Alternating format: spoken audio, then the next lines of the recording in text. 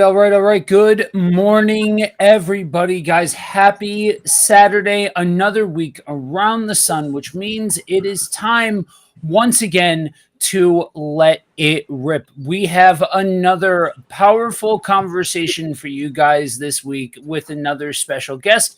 But before we get there, a couple of things at the top. Guys, you know the routine by now.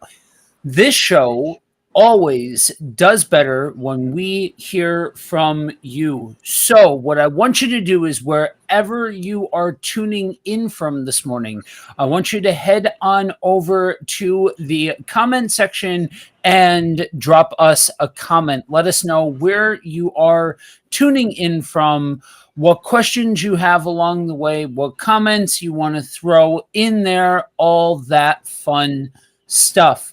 For now, that's it for me. I turn the reins over to the host with the most, Pastor TC. Good morning, sir. Good morning. Good morning. How's everyone doing? Good to have you guys. Good morning, everyone on all platforms, where you could be Facebook, YouTube, wherever you're watching. We want to say good morning. Don't be rude. Say it back. I hope you're awake. You're ready for a powerful conversation. Today, we're talking about ministry across generations. So, if you look on the screen, we have multi generations on here. Okay, well, maybe not multi, but we have, at least three generations. Oh my goodness, can talk. Three generations on the screen for sure.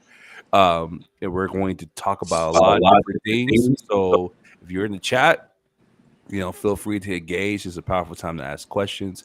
Hopefully, we in the stream we talk about how to come together with all these different generations, because with different generations come some differences on how things are done. And so that is the goal for the stream, hopefully. With that being said, I'd like to introduce someone that I don't think you guys seen on this side of ministry, JK.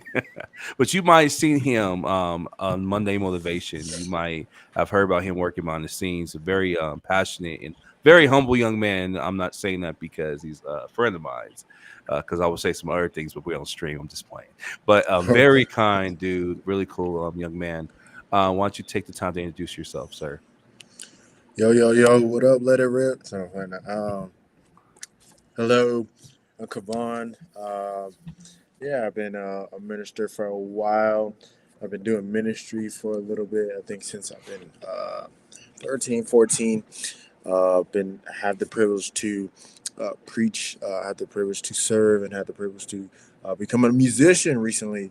And so it's been a fun journey just to be here. So I'm definitely glad to be welcomed on the stream. This is my first time doing something with Joe Day, so I'm excited. Yeah. Well, yeah, the streaming platform is it's a cool thing to do, and the podcast field, this environment, so it's really dope. Yep. Yes, sir. Mr. Kevon Smith, very close friend of mine. Me and him worked at our time in Uplift, ministering to students in this powerful year. Really cool and humble dude. Okay, so with that being said and done, and we're definitely glad to have you. Let's go ahead and talk about this. So, the way I think I want to kick this off is not too spicy, but a little bit mild, with a little, with a little bit of pepper. Um, what are some challenges that you feel your generation has had to overcome overall? So I'll make this overall. And then if you want to, in this question, if you want to just go into how church has been for you as your generation overall, you go ahead and jump into that too. But again, how has your generation been overall? What are some challenges that you feel like your generation had to overcome, that you're still overcoming, some things that hinder you? I want you to be thinking about that. So whoever feels free to just jump on in there, jump on in, the routine. I'll probably end up going last because I want to hear from you. Chat, you guys go whenever you feel like it. Just go on and jump in there, because we definitely want to hear from you.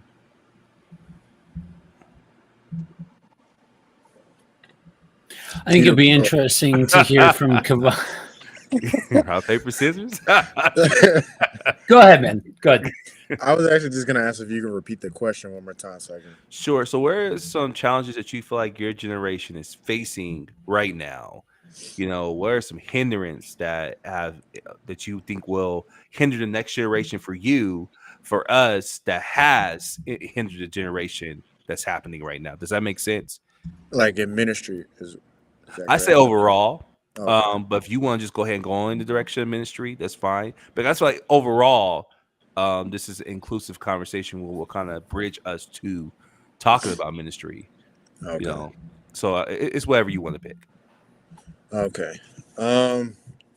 Yeah. This is an interesting one. So I would say being on the side of being with my peers in my age group or age gap, I guess, and then also being a teacher and watching the upcoming generation behind us. It's interesting, right? Because you get to see some of the things that we've started and how they're picking that up and perpetuating it, and then also kind of seeing some of the things of the generation in front of us and the things that they've put down that we've started to pick up as well. So I'll say some of the hindrances, definitely, the biggest one to me, in my perspective, in my realm, I feel like it's the issue of your, I guess, your morality or your philosophy, right? Mm. I think a lot of times there are rivaling um, motives and rivaling things that people believe and stand for, and it creates a huge gap where even at some point it gets pretty vicious, right? People can't be friends because of your political party, right? People can't even talk to each other because of now this new realm of sexual orientation, right? Mm. And I've seen how that does create a big rift, right, between who talks to who and who adapts to who. And so it is, I think that that's a hindrance, right? That agreement is something that can almost seem far fetched, I would say. I would also add that I also think that when it comes to, um, when it does come to coming together with people, I think that I think we kind of use it a little bit. We call it cliquish, right?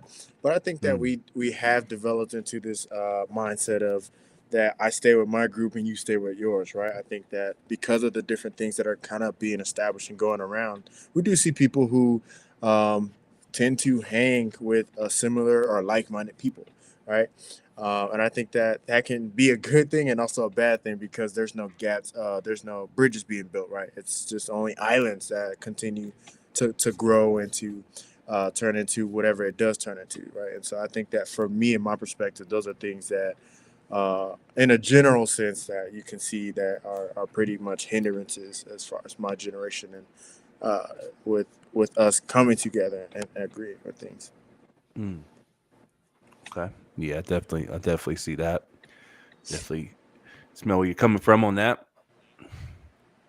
Here's a question, Kavan, for your generation. Would you say that those stumbling blocks have a way of informing others on what your identity is?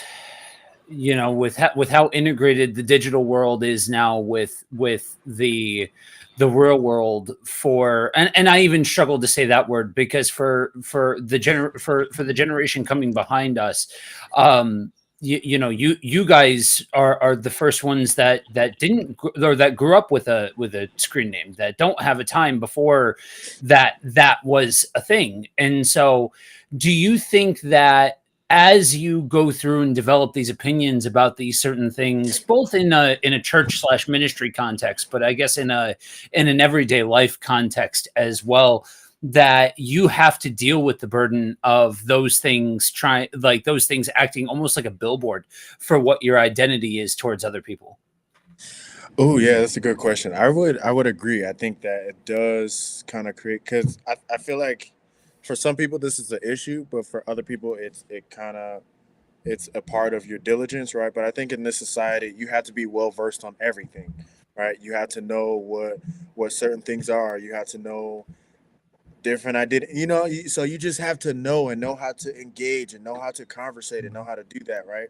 And so because of that, there is this, I want to say, a pressure on yourself to like, hey, well, I need to know who I am just in case somebody asks me, right, or somebody wants to come at me for something, right? And it does sometimes, especially for people who who get into confrontations. You do have to be solid on, well, who are you, right?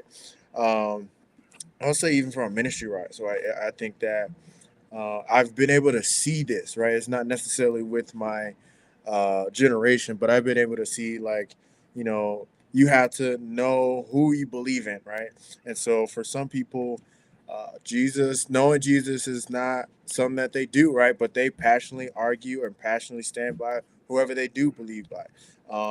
If it's the Church of whatever to all the way to being Kojic, right? And so I think that there is a pressure of not only having that identity yourself and knowing what that is and being able to elaborate and to defend that. I think the people are starting to step into the realm of, well, I actually have to know about these other things so that I can rebuttal, so I can debunk, right? Or I can, Mhm. whatever it is. So I feel like in my realm, excuse me, it is a little bit combative, right? I need to know this, so whatever I have, I can up tier whatever is being coming at me. That's good. That's good. All right. Jump on in there. Don't be shy. Chat. Wake it up. Wake it up. I know some of you might be lurking and chilling, but wake it up. What are some challenges that you feel like your generation is facing? Some hurdles. What are some things to overcome? Some things that are hindering your generation. And why don't you go next so that way T and I can slide in there as the bridge point between the two of you guys. I was trying to let y'all go next. I knew you were. Just gonna lay back. Yeah, the challenges. I think that the major challenge for my generation is um, to recognize, actually not to recognize, to be open Mm. to language differences, Mm. to um, uh, the world being so different. You mentioned earlier, Joe, that you know I grew up and we had pagers. Oh my God.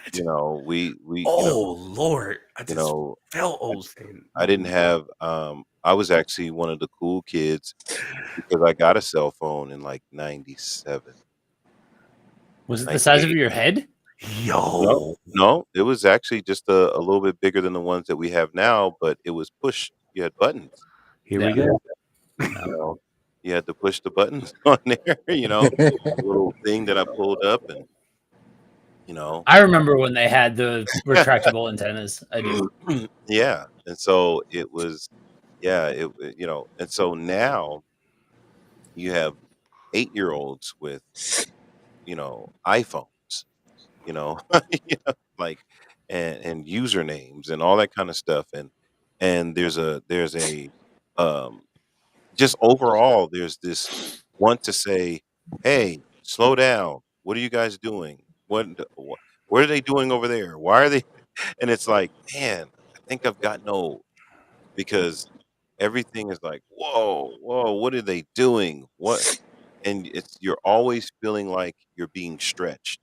You're Hmm. always feeling like you're being challenged, and you're trying to figure out how to navigate in a world where, you feel that challenge, you feel that stretching all the time because the generation younger than you, um, they don't see things the way you see them. They don't have the experiences that you've had, and they don't think that they should have to even have those experiences.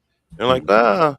I'm not walking 100 miles to school, right? you know, barefooted with a 10-pound backpack on me, right? That kind of stuff, and Crazy. yeah, and I don't think that that's wrong. It's just, Right. we grew up in a time where I was watching a movie and they talked about, I think it was iRobot. I don't know if you guys ever watched that movie, Oh but in yeah. iRobot, the guy asked him, he said, "So would you, shut down the internet to keep the libraries open?"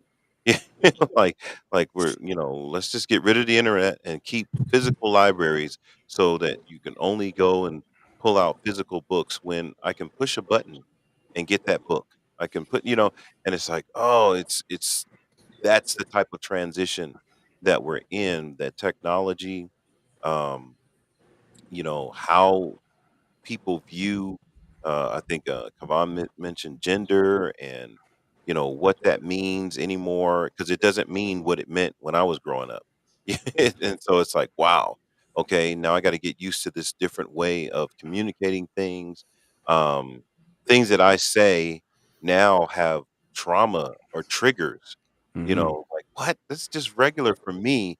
But for someone in this generation, it's like, "Whoa, whoa, what are you trying to say?" And so it's like you're always trying to adapt, you're always trying to make sure you're not stepping on landmines, because you never know. You never Hmm. know when you say something and somebody goes, "Yeah, see, there they go. Yeah, see, they're always on us." I'm like, well, man, what do I do?" So, yeah, it's I think that is the challenge, for this generation, my generation. And the generation older than me, I don't think they even care. They like, forget you guys, you. But my generation stuck kind of in a place where, well, we need to be able to communicate with the generation under. We need to be able to communicate, and so we still have to deal with trying to figure out what that looks like, and navigate how to make those points of reference and relevance. And so yeah, sometimes it could be, man, you're working hard, you know. I hear you. I hear you. Let me get some comments real quick. We got Bay on YouTube. Today in this generation, it's not about what you know; it's all about what you believe. That's what I believe she is trying to say. Morality is not traditional; it's now being rewritten, written or redefined. Um, yeah. What would you say to that, Kavan?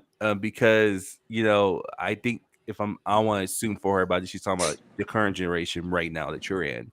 Um, do you think some of those things are true? Is there some truth to that, or is this overstretched? You know, Um, you ready, man? I'm just messing with you. um, consider I know who made that comment, so I'm playing now. But I would agree. I would agree to a certain extent. To say that reality is being rewritten, I would agree to a point. I think that it's evolving, right? People are starting to elaborate more on terms that we've used. People are starting to. I like what Pastor said, but I guess I'll take it a different route. The trauma that when people say things that they're trauma, I think people are elaborating. Hey, that makes me feel a certain way, and so now we're creating terms and buzzwords Mm, to further elaborate what people are feeling, right? And I would say that it is being reshaped on how it used to be. Right. I just think that's where I say the extent that I would go is because it's all perspective, right? I think exactly how Apostle was saying it, and then exactly how my mom, hello mother, how she had commented on that. I think that's because that the perspective that you first have is your reality, right? And so when you start to move forward and you start to get to people who see a reality different and actually start to change and create a different reality, all of a sudden it's rewritten, or this is like outlandish, right? But I think that that's a part of the evolution that we all have to brace for, because we're all gonna continue to go up in age, right? Nobody's gonna get younger, so we do have to brace for it, even for us, right? I remember we used to talk about this all the time when we was working in the schools. We're like, mhm. yeah, the kids now are worse than us, and everybody's saying that we were the worst generation. But these kids are Jesus. bold. They cuss Right. you out, like you know what I mean. Right. So we had conversations like that, but it's for them. They're like, well, yeah, we're just gonna be more expressive because this is what y'all have said that we needed to start doing, right? And so it's the change Mm. perspective, right? So that's where I when people say that, I'm like, what are they actually saying? Do they feel like Yeah. the Emancipation Proclamation? I think I said that right. Is that being rewritten? Right? Is Right. the Bill of Rights being written? No, but what is it's the perspective on how other people want to live is being stretched, and it is being redefined to fit their comfortability. All right. Yeah. I think I like what you're putting down. I'm trying to wait patiently. Joe, what's up, man? We rock, paper, scissors in this. You look like you're ready to go, brother.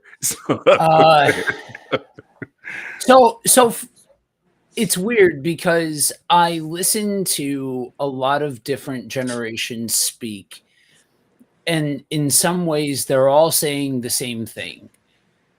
It's some other generation's fault, or Mm. some other generation isn't doing it right, or some other generation this, some other generation that.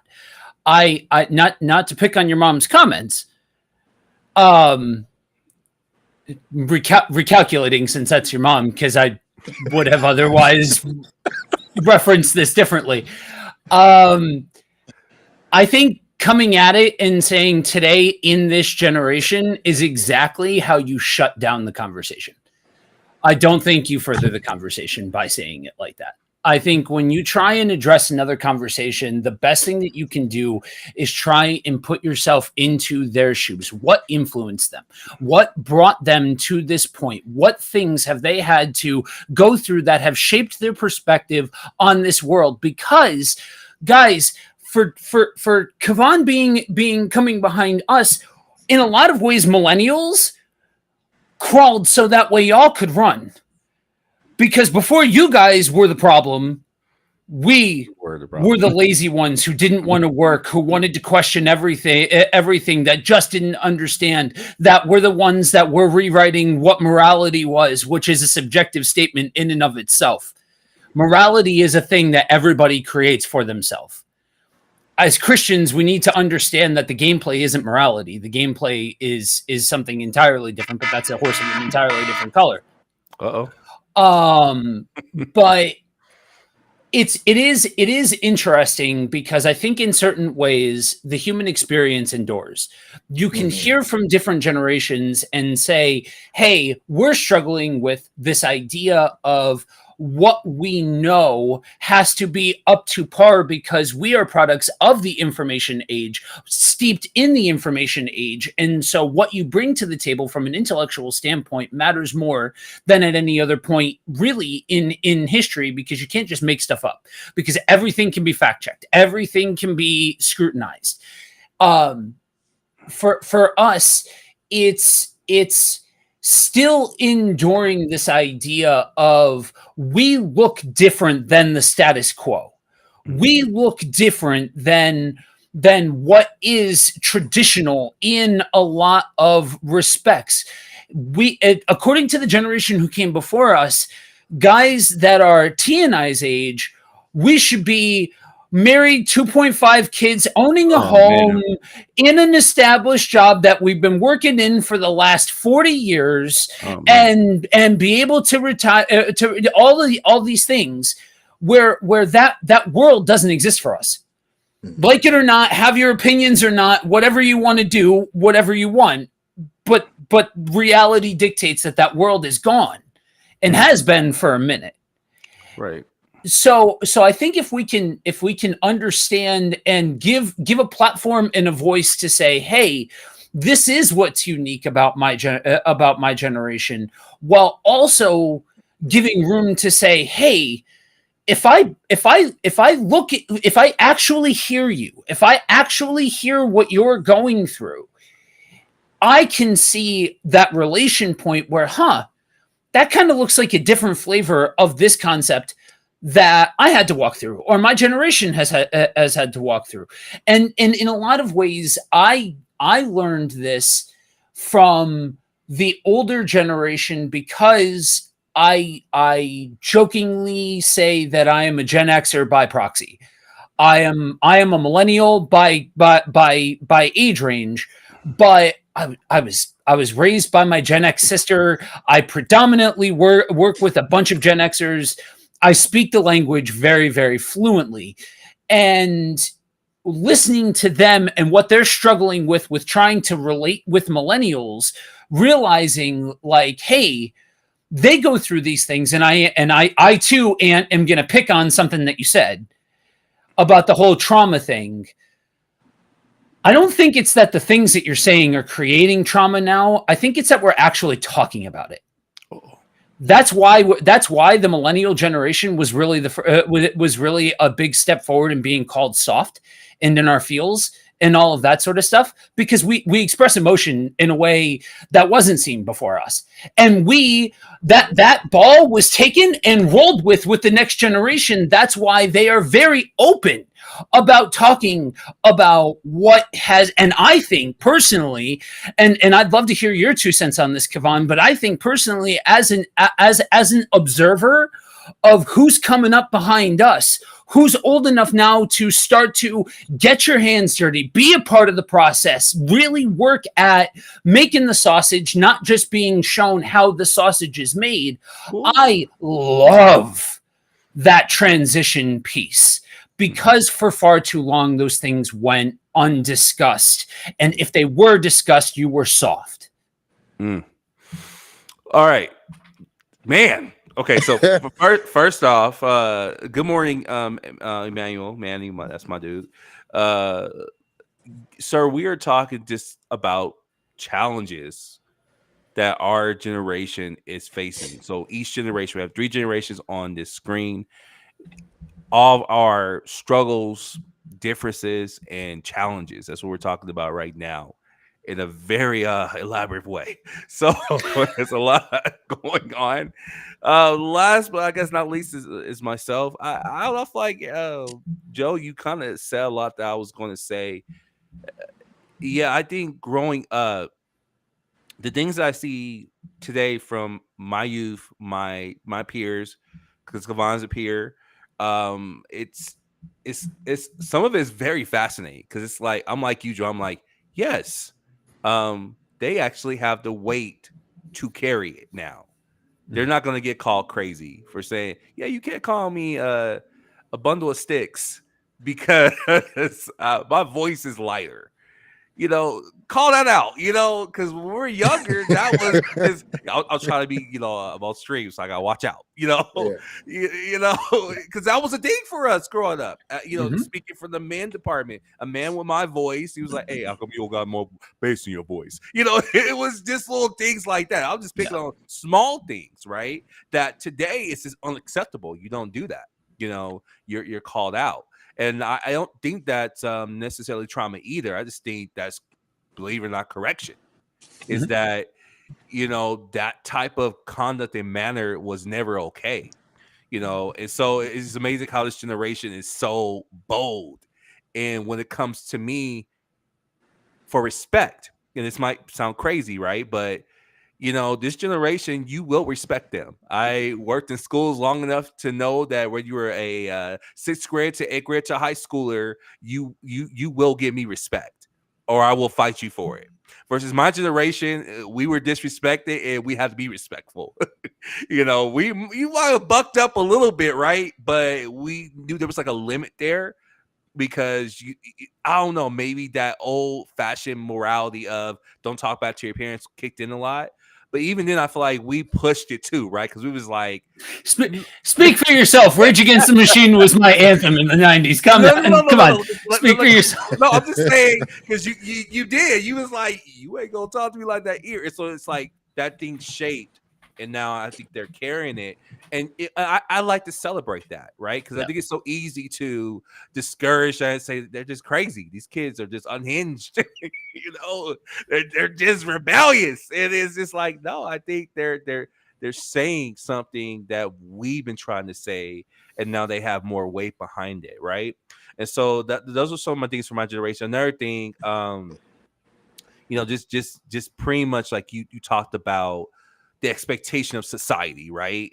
That certain age means certain things. 30 years old, you you better be trying to have some property owned, or at least supremely establishing your career, about to establish some property. And I was like, oh, like you were talking, I was laughing so hard in my head. I was like, man, yeah, you don't think we want that type of economy back? We don't want those scenarios back where we're able to get property, we're able to have the. I mean, come on, inflation. Look at the inflation. It's crazy because I'm like, they don't think that we want these things, right? But if you don't have these things, you're heavily scrutinized because that was the model. You went to school, right? You graduated from high school, you went to college, you became something with your life. That was the American module for our generation. And we said, there's no way we can do that. And they looked at us and said, yeah, you're crazy, right? And so now it's just fun. Like, I want to just pick on social media. There's people making multi-millions of dollars, never going to college. And Joe, it kind of messes me up sometimes because, like I said, I grew up in a generation where they said you need to go to college to make money. Yep. And people are not in college and they making millions of dollars. Some are in high school, not even done, making millions of dollars. So it makes you rethink the society pressures that came from the previous generation. However, I will say this, and this might be unpopular belief on the street. We'll see where this goes. I'm just going to take a risk and make this comment. I will say the older generation was needed for me because one thing I had the privilege of is having people always older than me. I think there's never been a real scenario where I didn't really have people who are older than me by 10 years. So I was always under someone older than me. And so with that came more maturity. With that came more of ability to communicate myself better. So I will say the old generation that I was under, I can say it's globally, gave me an opportunity to express myself within parameters, right? And I think that's what I try to do with the generation underneath me is, okay, communicate what you feel, but within these parameters. And what I mean by parameters is like, you want respect, so do I. I tell my students, I'm like, you can be upset, you can be angry, but you don't cuss me out. Well, what does that mean, mister? I'm not saying, and this is where people might disagree with me. I'm not saying you can't cuss. You can't cuss me out. Don't be raising your voice at me, talking crazy to me if you don't want to say a response back. And that's the culture that we established in our classroom when me and Kevon were working together is, okay, express yourself, but be respectful, and we'll respond back respectfully. So it really taught a lot. I think we had a class of young men. I think sixth grade was crazy because we had nothing but a young male class, and they were sixth graders. And those little jokers just came in there any type of way. And the whole year, we had to tell them how to communicate respectfully. And it was like a ballet between our generation, and I say not just mine, Kevon's, because he's older than them, and their generation, and trying to really connect these dots, and like, okay, yeah, we can't let you do that. That's just a no-go. But you know what? I might need to go home and change that because maybe I'm approaching this from a rigid place. And so I've had the privilege of kind of being in these spots. I think being an educator, influencer, or whatever you are on the screen, right? I think the various spaces for us pushes us to kind of adapt where we want to or not. I'm gonna go ahead and say, be safe and say, I know everyone on the screen that we want to, but I think generationally, that's what things get hard, is the willingness to adapt. For a younger generation, the adaptance of how someone used to think, and for someone older, adapting that this younger generation is going to think different than you. They're going to go at perspectives differently. They're not going to always choose your perspective first. They're going to lead with their fresh perspective because things are in front of them right now. I have a comment. Okay. I can't speak to my generation. I can only speak from my perspective. To my knowledge, I grew up around powerful young ministers of ministers, churches of 300 plus great word, non-denominational, Jesus, get together, bro. Church every day, revivals, etc. When I turned 10, the church fell on my eyes, right? Feel my eyes or fell my eyes, were open to notice that the church was losing a war at the time. Oh, okay. The church, I felt to open my eyes. The church was losing a war at the time. Okay, that makes sense.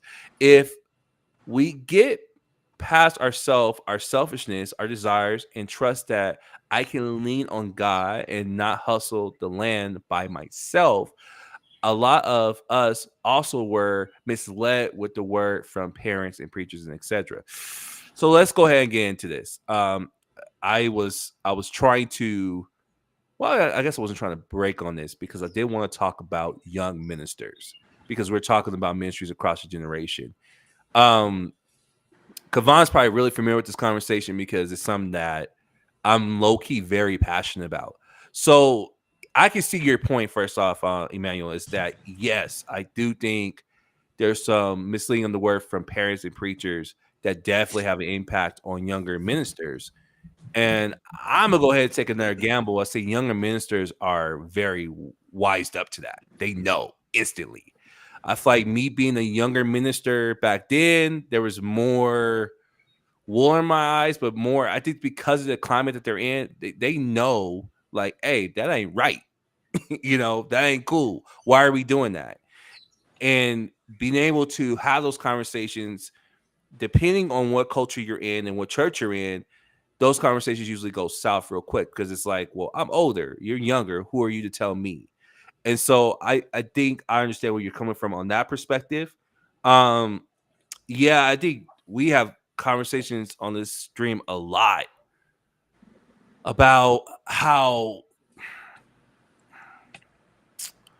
generationally in the church there is this like weird disconnect. Me and Joe, I forgot how he dubs it, but it's pretty much, again, you become something in the church. You become a man of God. This is what a man of God looks like. You do X, Y, and Z. When you do X, Y, and Z, God does this. You should have this because this is what comes with being a minister. We've had those type of conversations on the stream before, in that pressure along with the American dream that's like, oh yeah, be something. You are meant to be something.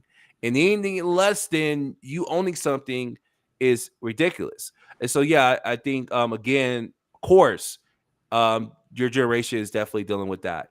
But what I really want to ask, and then I'm gonna work a little bit backwards. I'm gonna go to our 8 different ages, but I'm start young.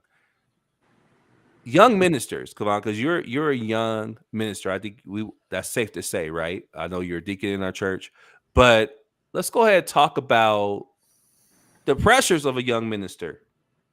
Let's go ahead and dive into, do you feel like young ministers are being pushed into ministry too young? Or do you feel like there's just not a surges of it at all? They don't want it at all. They don't want it. Do you feel like they're being pushed in too quick, or they just don't want it? Because this is your age group. So I feel like this is where we might differ, because I know for me, I have my horror stories, but yours might be different. So I want to hear about that from your perspective. And also for you, Manny, because I know, go ahead and put that in the chat as well.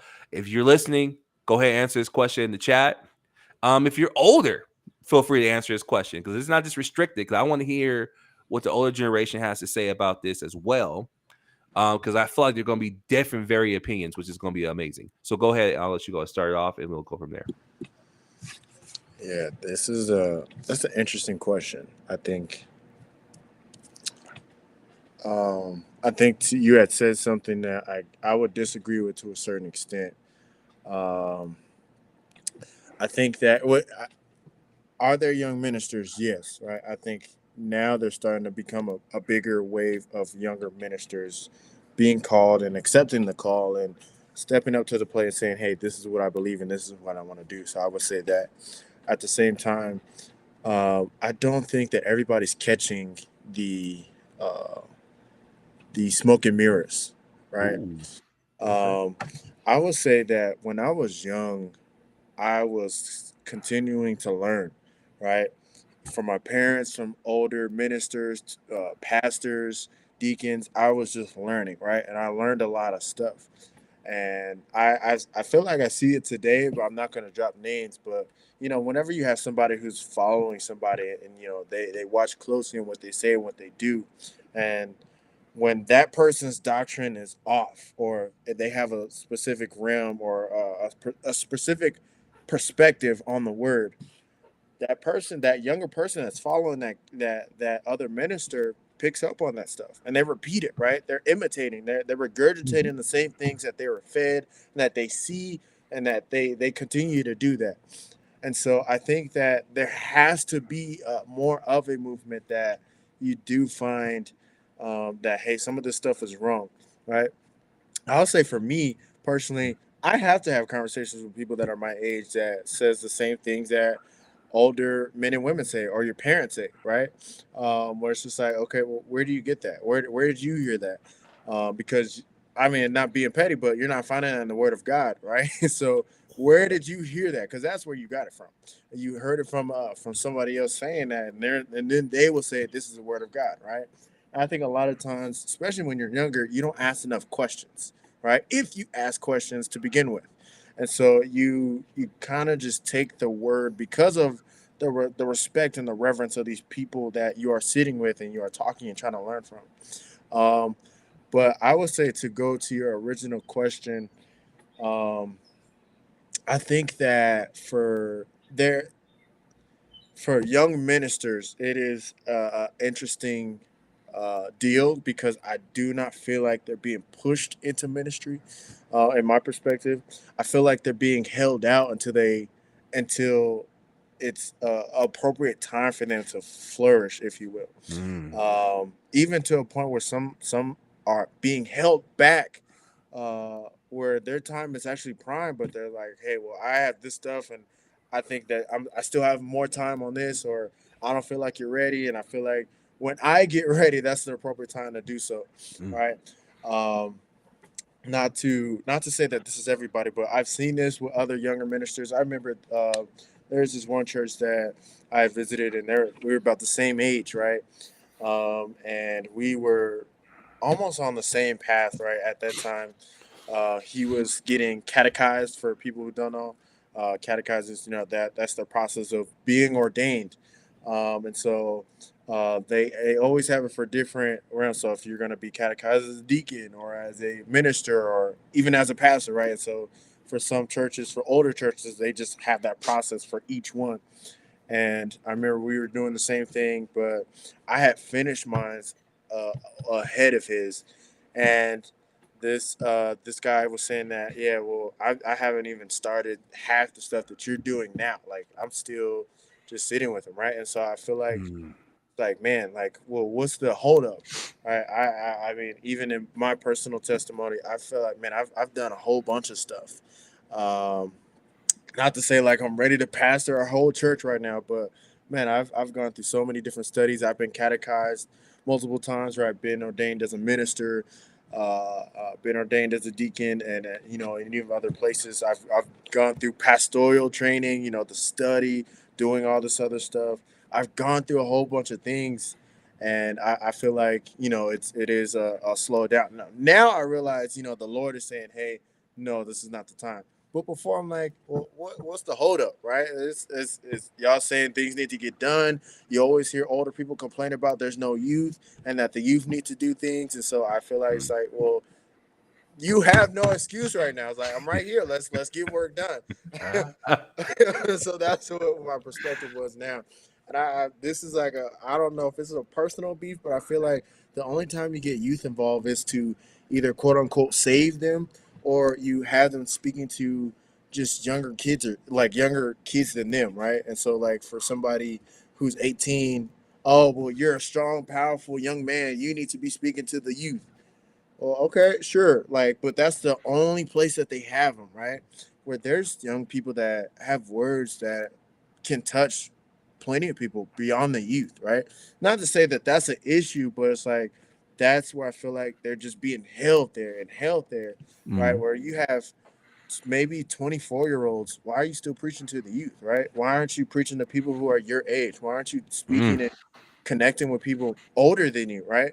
Because your voice is changing, and I guess the fresher perspective is needed for the older generation to hear as well.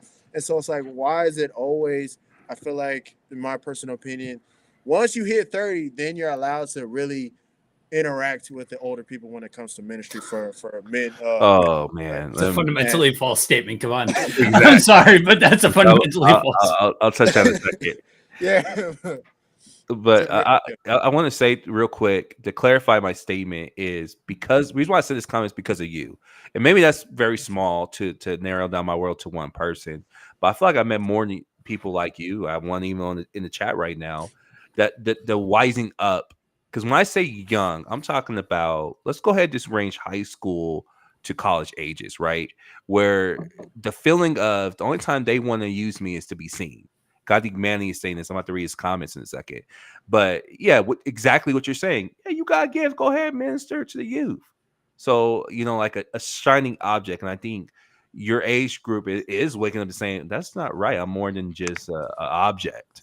So that's the point I'm making. As far as the morality part of it and what you learn, I agree. I still think though I ain't trying to be like this. The wool is still heavy over their eyes. They're still because you just see because no one's taking the time to slow down and teach. They're just saying do this right and figure it out. And so I still think that is definitely heavily present. So I do want to say I agree with that, but I just want to clarify my point real quick. And I know I haven't heard from Ant yet, so I want to hear. Because you said a lot, Kevon, that I definitely want to hear how these two gentlemen on top feel about it. So first off, it feels depends on the person. For the one who needs guidance, step up and guide them to a lot of the older generation. Is a lot of the older generation is a figure it out for yourself type, or let them struggle. And oof. Man, join the club, brother. That's what I'm gonna say. It's not just your generation, my generation. It be honest with you, this is where I think all generation on the screen could kind of really come together. Because it's not. I just love this. I love these type of statements because you figure that the generations are really similar when it comes to this approach with someone before them. We can't ask questions either. Wait, I actually missed a comment. Before social media has been, this is Terry. By the way, hello, sir. How you doing? Before social media, things have been the same all generations. One to be respected, how to achieve. That has been changed. Let's keep it perspective. Sinful reaches. Let's keep it in perspective. Sinful reaches us all. I'm not going to deny or reject that comment. I think there's some valid truth to this. I think every generation is going to always be in this plight. But yeah, I would like to know more. So definitely keep commenting. Because I think that's a good point that you're bringing to the table. We can't ask questions after we can't ask questions either, Kevon. I think when you're talking, he was making a statement. We have to be seen and not heard, and this is what I was talking about. Is there's still this attitude is still very heavy, in churches, unfortunately, and so I want to say I do agree that pastors are not going to give you their platform; they want you to get your own.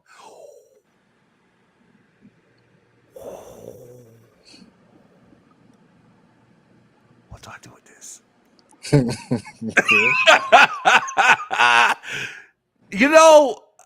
I'm gonna go ahead and say this is true, and that's the problem.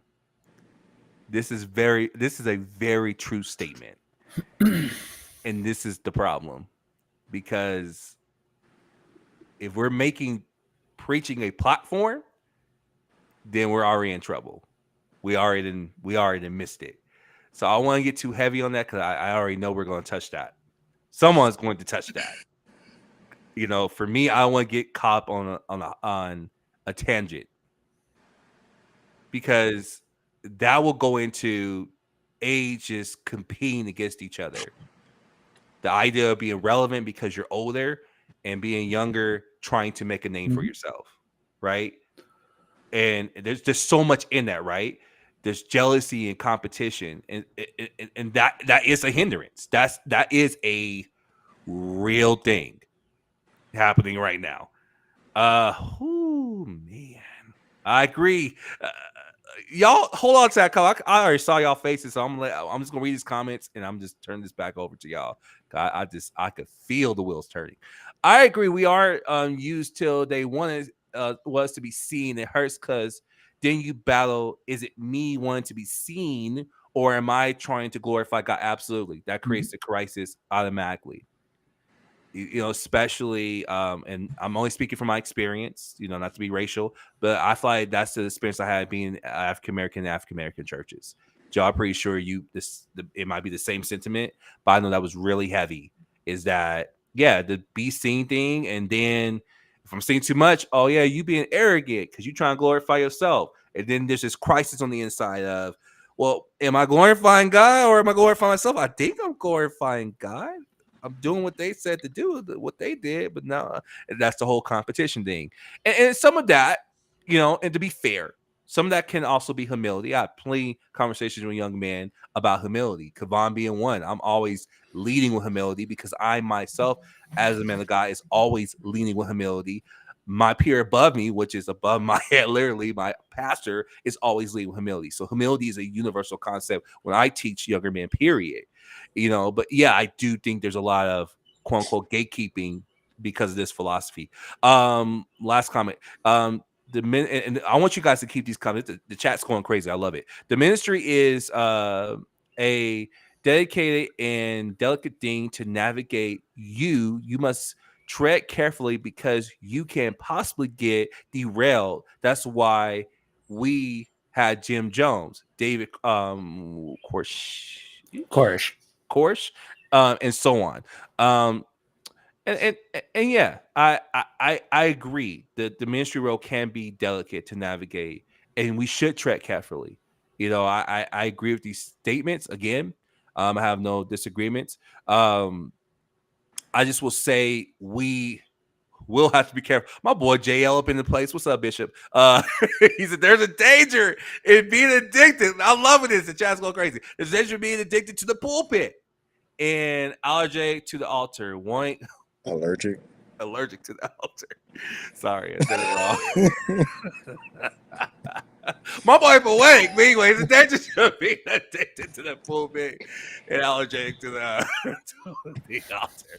Want to be seen rather than seen serving is a dangerous demeanor. Anytime we elevate ourselves ahead of God's timing, only exposes how we miss the moment of every time. Can I pick at this comment and then I'm just going to turn it over to you guys. I want to say the dot of moving on God's timing.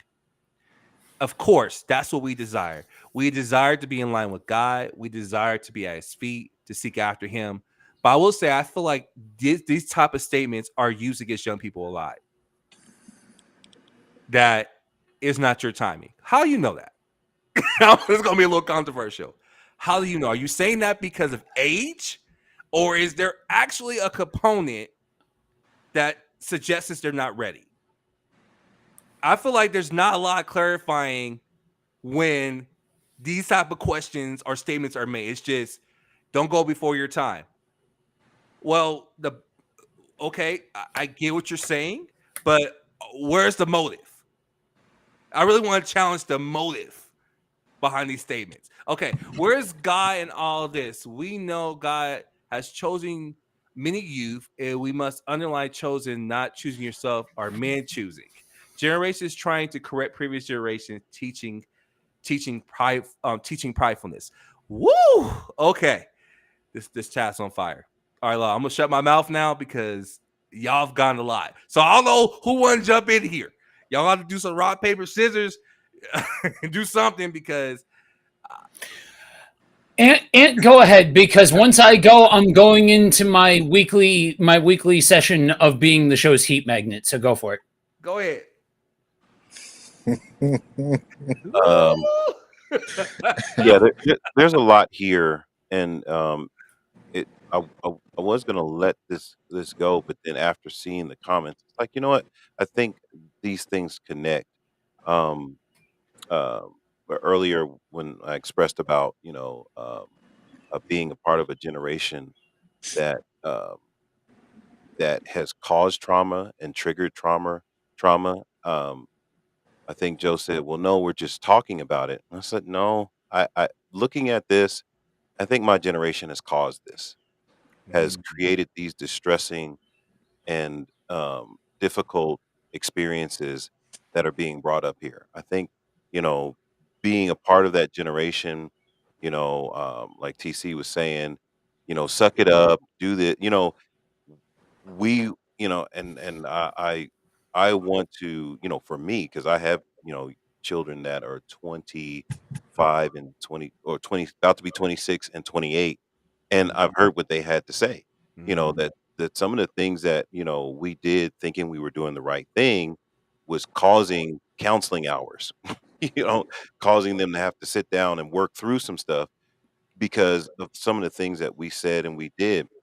And so when I look at these comments, I say, you know what? This is it. This is the struggle for power, the struggle for significance, the struggle for position, the struggle for validation. There's a struggle, and you have a generation struggling against another generation, and then you have the perspective. I will say that I like what Joe had to say about each generation pointing to the other right. Mhm. instead of understanding that, no, I'm creating this for them. They have to say, they have to understand what they're doing to the other. And so to say, well, they're doing this. No, what am I doing? What am I causing? you know, for them because of my perspective, and I'm unwilling to see it from their perspective. And so, looking at these comments, and I'll try to make it short because there's so much that has been No, you're said. fine, I'm man. Take sitting your here time. watching this, Take like, your time. man, there's so much being said, and trying to boil this down or summarize it into something that can make sense is that there has been misrepresentation of some good things. Some things that were supposed to be done were done in ways that created more problems instead of, creating a path. I think one of the original questions that were asked was, and I'm trying to remember how it was worded. Is it was it did the younger generation, I think this is opposed to Kavan, did the younger generation feel like they were being pushed into ministry or Yeah. held out? What? And I felt like there was a third. I felt like there was a third option there, um, that they were being monitored and controlled. You Ooh. know, uh, and that's bad too. That I'm going to make you go at a pace that I'm comfortable at. I'm Ooh. going to keep you in a pace. I'm not gonna hold you out, but I'm not gonna let you go, but I'm gonna make it comfortable for me Oh God. instead of taking the reins off and saying, "Okay, let's work together. Let's see what happens when we just do this thing together." And I hear what you have to say, you hear what I have to say, and we work together. Because I think all these I think comments show that there is a power struggle, right? That there's one generation, trying to tell another generation that you're not ready, and the other generation saying, "Well, who are you to tell me I'm not ready?" Then another generation telling them, "Hey, you need to pull yourself up by your bootstraps and learn on your own because that's what we had to do." And and all that stuff that I felt like, and I feel like now when I'm listening to it, I'm like, man, this is why people are messed up. This is why people have all these problems, is because we don't know how to let people be, walk beside people and say, okay, this relationship's going to be what it's going to be. And I say that because I'm sitting on here with individuals that every one of you, we have had disagreements. Every one of you, we have had different perspectives. Yet somehow we move forward. Yet somehow Mhm. we keep, we maintain connection and we do ministry together. Whether it is digital ministry, whether it is in a church setting or whatever it is, we find a way to do ministry, and we do it that way because we're willing to say, let me think about what you just said, right? Mhm. And work through it and then come back with my questions so I can get clarification and understanding. And then let's have that conversation again under different. Whereas a lot of times there was this shut it down. You don't talk to us like that. You don't do that. And it's like, okay, how do we move forward? How do we understand each other?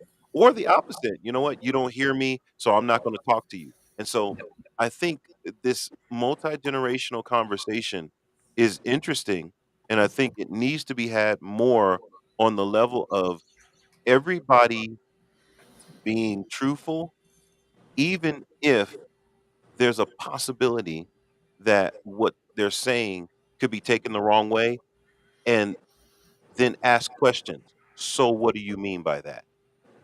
Has been my constant demeanor when I hear something. I'm like, okay, before I jump on this, let me ask, what do you mean by that? Let's unpack that some more because we can get into, saying things, and this is what I hear you saying. Well, I didn't know you were hearing me say that, and that's not what I was saying, you know? Or actually, that's what I was saying. Why do you have a problem with that?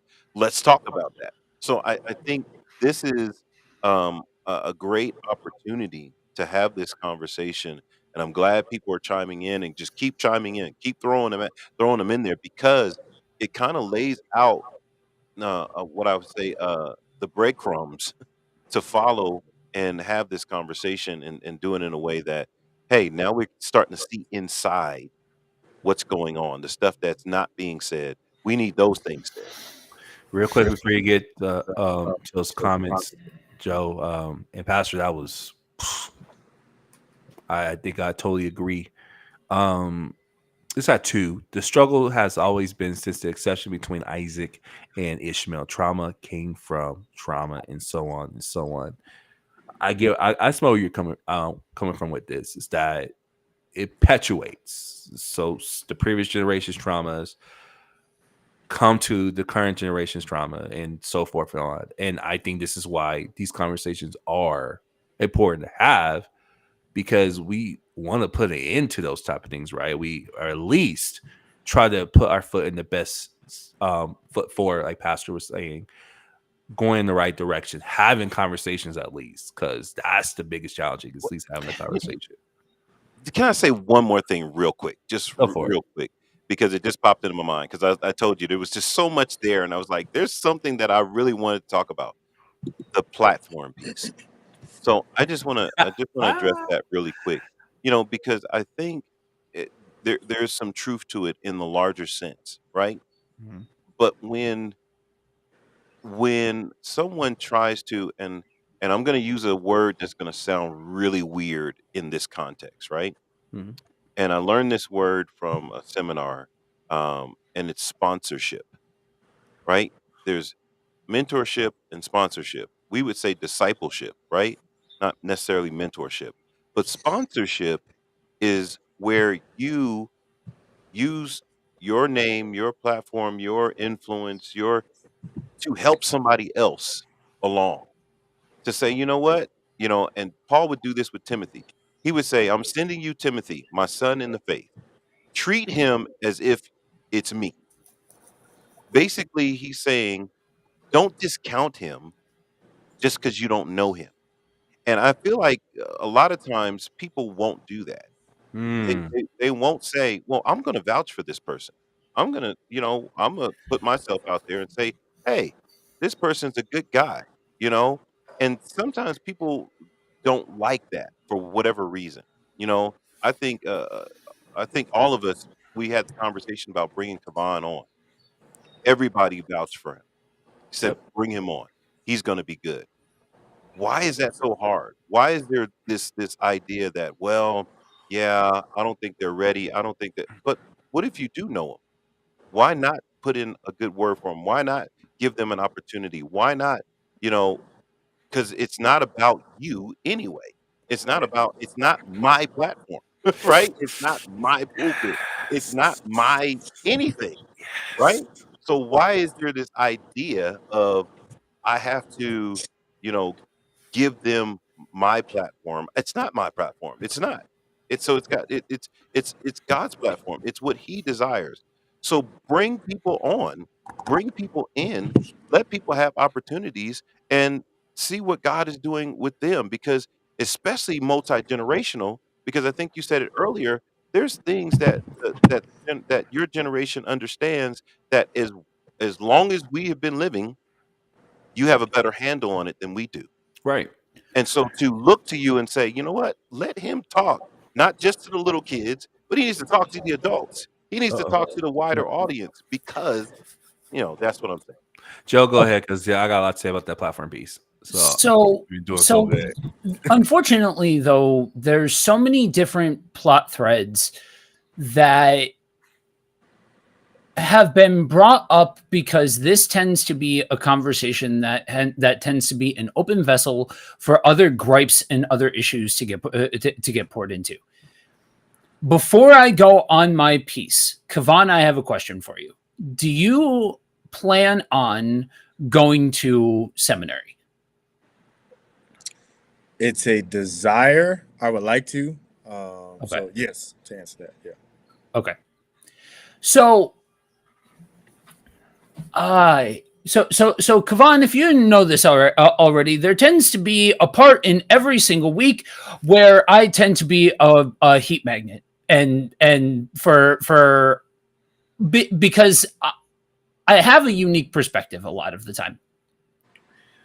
I think in certain ways, the context of being immersed in church culture, being immersed in your situation, in your circumstance, in your thoughts, is vibrantly on display for the rest of the panelists that I am joined by today. Mm-hmm.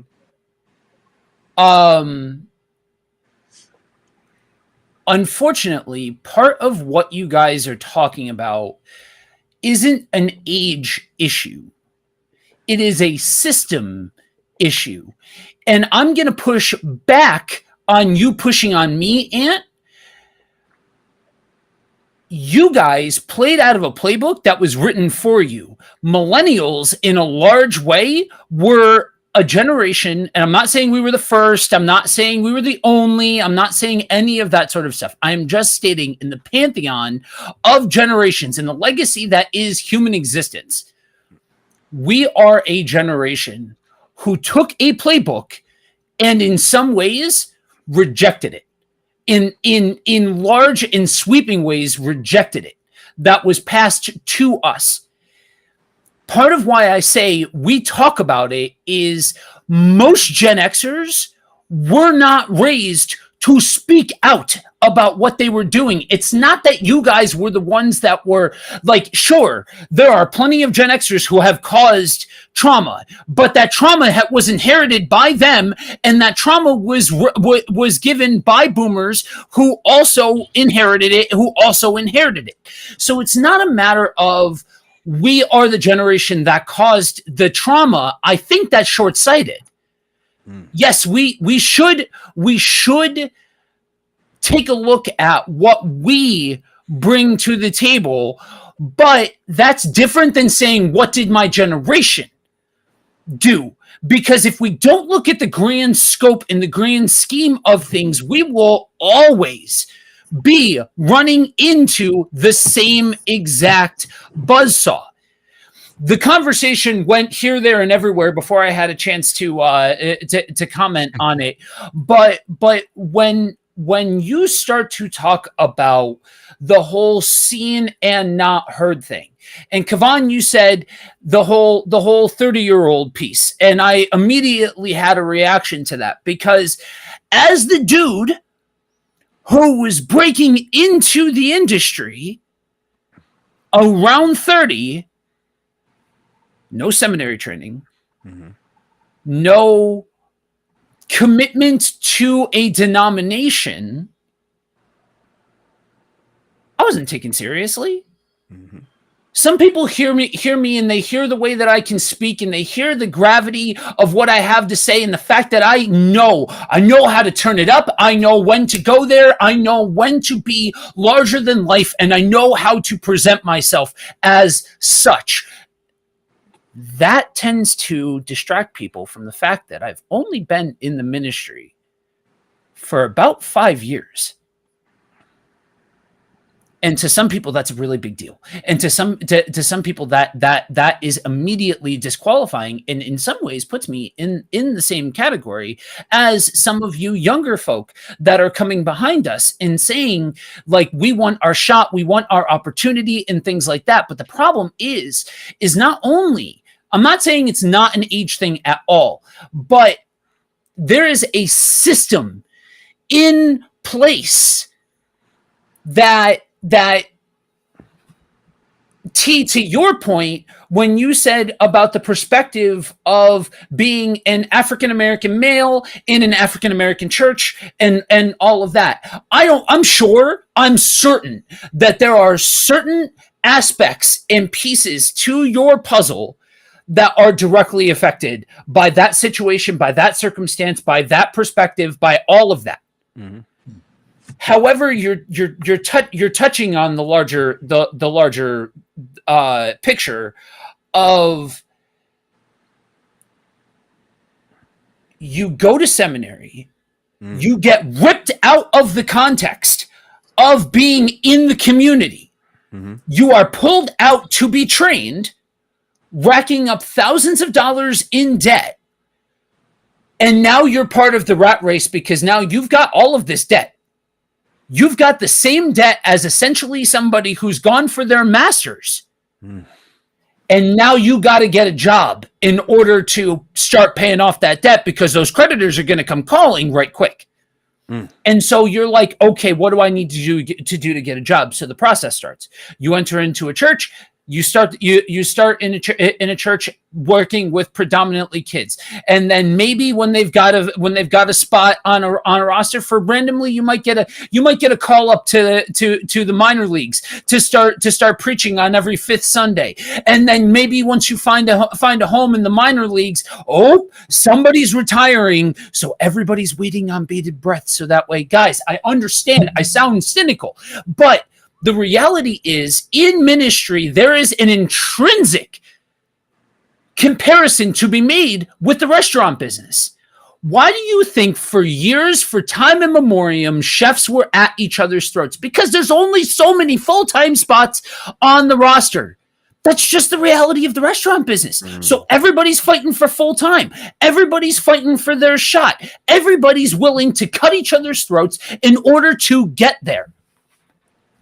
We hope that that's not the deal with ministry, but that's the deal with ministry. That's why so many of us that see this thing differently, what did Ant do? Ant went and planted his own friggin' church. He's a story. He is a statistic in certain regards. And I hate to be like that, but that's the reality for a lot of us in ministry that see it a certain way. We are told, because you see it differently, go plant your own thing.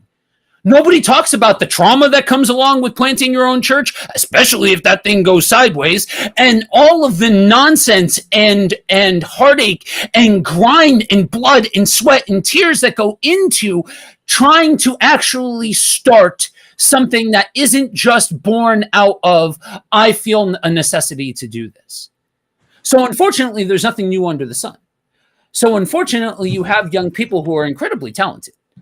Incredibly, that they have a gift for being able to communicate things, to be able to tell, to give ideas, to give a different perspective that says, hey, here's this eternal truth, but here's this eternal truth from the perspective who's from somebody who's in their mid 20s.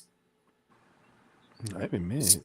So that that's an entirely different perspective that, unfortunately, an aspect of the conversation is that mid-20s, you don't have enough seasoning.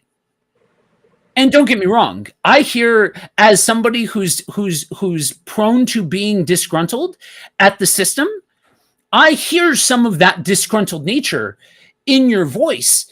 And I'm like, oh yeah, okay, cool. And you're in a great spot to be able to get the seasoning that you need to couple with that disgruntled nature, so that way you don't run popping off at everybody who pisses you off.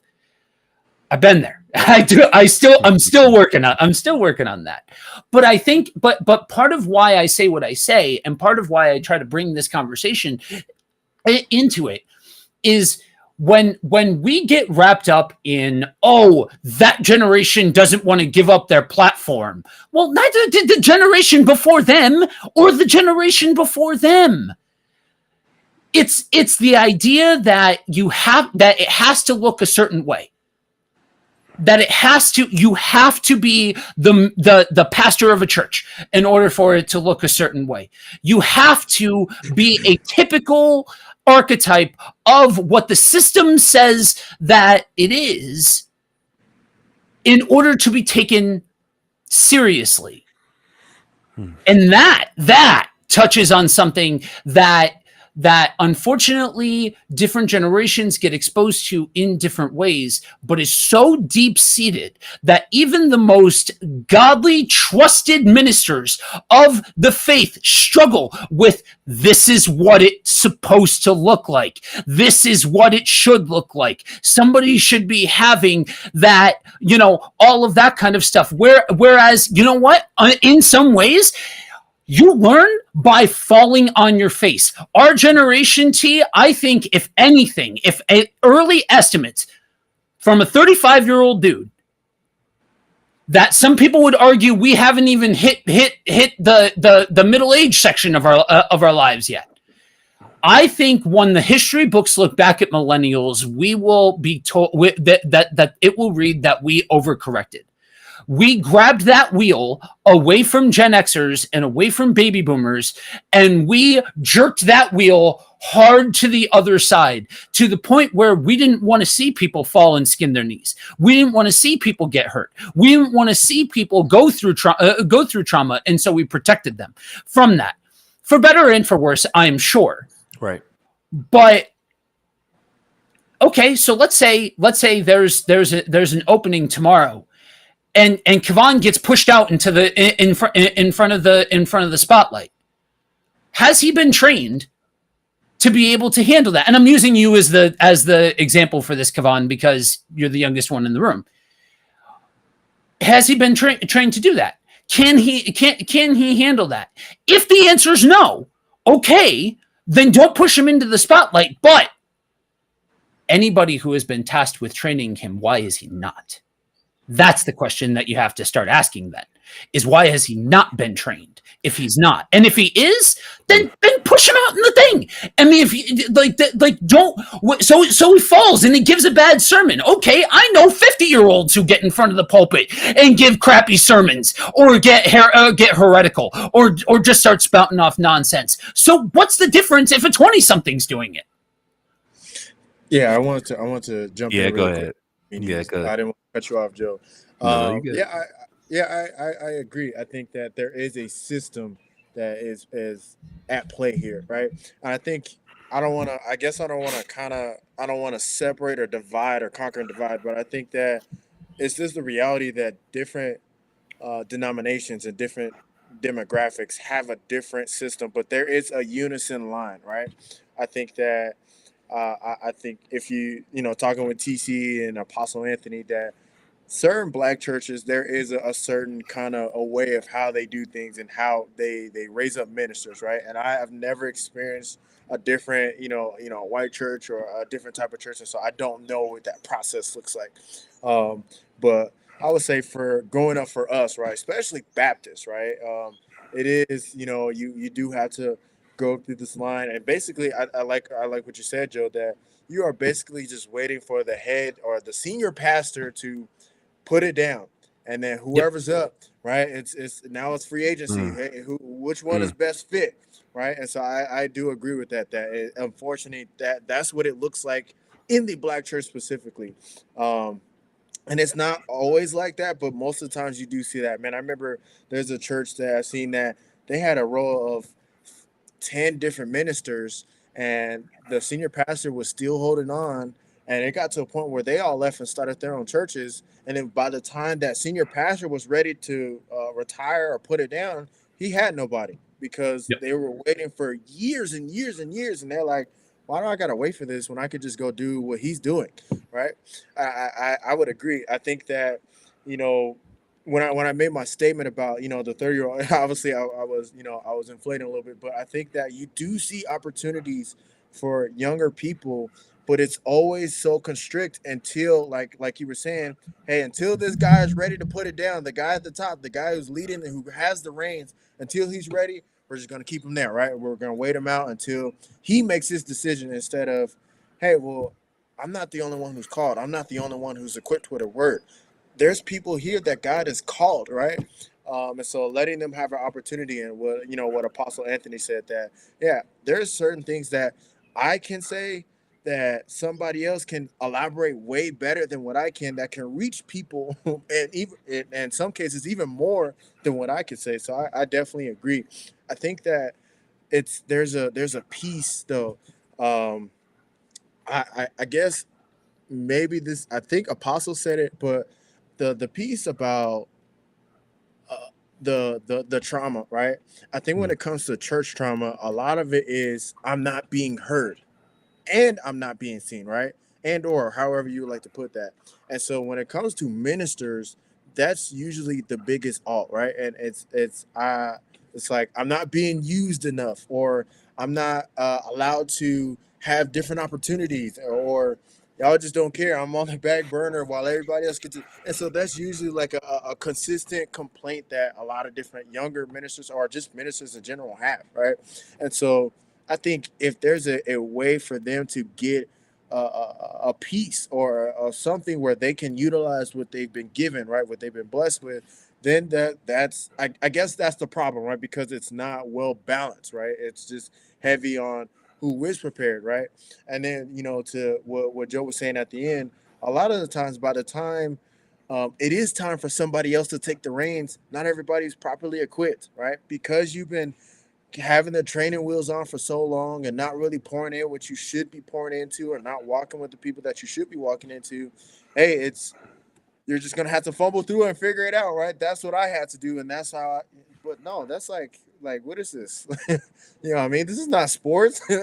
That's not how it's supposed to be. It should be equal Even amount in of pouring. sports, Hey, that wouldn't be intolerable either. right. That's exactly. And Mhm. so it's like, well, let's pour everything that I've received. I'm gonna give it to you. And so when we continue to walk, as we continue to develop, you are you have the full grasp and the full perspective of what this looks like. So by the time you get there, it's not a foreign concept to you. And I think that that's the problem that a lot of different churches Yep. and different organizations have, right? It is a corporation ran like, hey, it's the next man up and best available, but at the same time, Yep. you're not equipping them properly to for that moment that they may get. Man, The can I just one little thing on off of what Kevon said. One thing that I hope becomes clear to anybody watching this. Yes, again, I said it before and I'll say it again. There are aspects and idiosyncrasies that are, I am sure, specific, but there is a core fundamental theme that transcends the different church aspects and situations, because there are things that you're experiencing at your age, Kevon, that are very real in white churches, or very real in multi-ethnic churches, I believe it. or very real in different denominations and different things like that. I too can speak for seeing how this thing plays out in a Baptist context. That this is one that seminary piece and that proper credentialing piece is a very real thing. And then you start to, when you consider that nugget, how many people that, even though they wouldn't call themselves a Baptist, are influenced by SBC flavored theology or church experience or things like that, are without realizing it also taking in those biases based off of experience or age or not having the right education or different things like that. And so that's why it's so important to look at the big picture as far as all of this goes, because I think that's where we can start to articulate things that can really help across generations. Yeah. I'm gonna read this comment. The comment section was going crazy. Bay and Terry are killing it, and I love it. By all means, continue to comment. Aaron, good morning as well. This is where helping those who are called in to pastor a church come in, helping church planning. There, yes, but I have so much to say. So it's not, but I'm not saying you're wrong because there was a lot of information thrown out. So I think I'm gonna try to do the best I can to express what I'm feeling in a sense. So to Ant's point, I think he covered a third option that I thought was very, very powerful. That I think if I had to sum it up, yeah, you're right. This won't change until Christ comes back. I agree, but I think what I hope we can do in the last couple minutes of the stream is really come up with effective solutions. He talked about the third option, which is someone who is responsible for you controlling the time instead of letting God dictate the time. To me, those are two big different things. And yeah, I think to Joe's point about millennials taking the wheel and saying, because of the excessive abuse and trauma, we're going to make a difference. We're going to draw this line in the sand because we don't want to let people experience what we experience. I agree for better or for worse, because that's literally the extremes, right? Is, and I don't know, maybe it's wrong to say, I don't think I would have it any other way. It's because you want change for yourself, and you want change for those behind you. Mm-hmm. You know, we did have to fight to be heard. And that's why it's hard, because I feel like we're right in the middle of this bridge. Millennials are, and I was like, the whole stream, like thinking, like, man, is that wrong to say? But it's the truth. Is that we're like this the middle section. Yep. We're having to undo things and create a new path, but at the same time teach both generations. So we had to say, hey, stuff that you were laying down wasn't effective, didn't work, caused us more unnecessary pain. To the generation before us, or after us, excuse me, hey, this is what you want to watch out for. Mm-hmm. Go ahead and take this and do something with it. I think that's what my life is, because I remember when I was Kevon's age, feeling like, I'm going to use poetic language right here, so forgive me in advance, Joe. Feeling like the very oil is seeping through me because I'm not being used the way I know God wants to use me, because the people who are above me are just keeping me there. I know. I can see you right now. I have to get one per stream. I didn't get one per stream. I have to do it to you. But the point I'm making is the burning of God's passion and the calling that he was calling me to do. I knew it, and people were gatekeeping me. Mm-hmm. And it was hard, which caused me to do a lot of things that Ant said, well, I'll just do it myself. I'll just go start it myself. Yep. Because why not? And this didn't extend this to ministry. This is like life stuff. I have friends who are like, because no one wants to show me how to date a woman, I'll just go do it myself. And then had the nerve to scrutinize them because they have 4 or 5 kids before their time, quote unquote, because the whole time they were asking for help, no one wanted to help them. But very quick to say what their conditions were.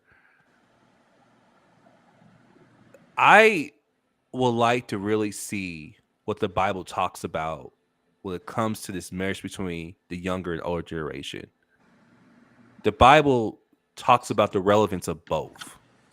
Mm-hmm. Paul talks about not letting no one despise your youth. He's speaking to Timothy. Timothy is in charge of this church. He's a pastor of this church.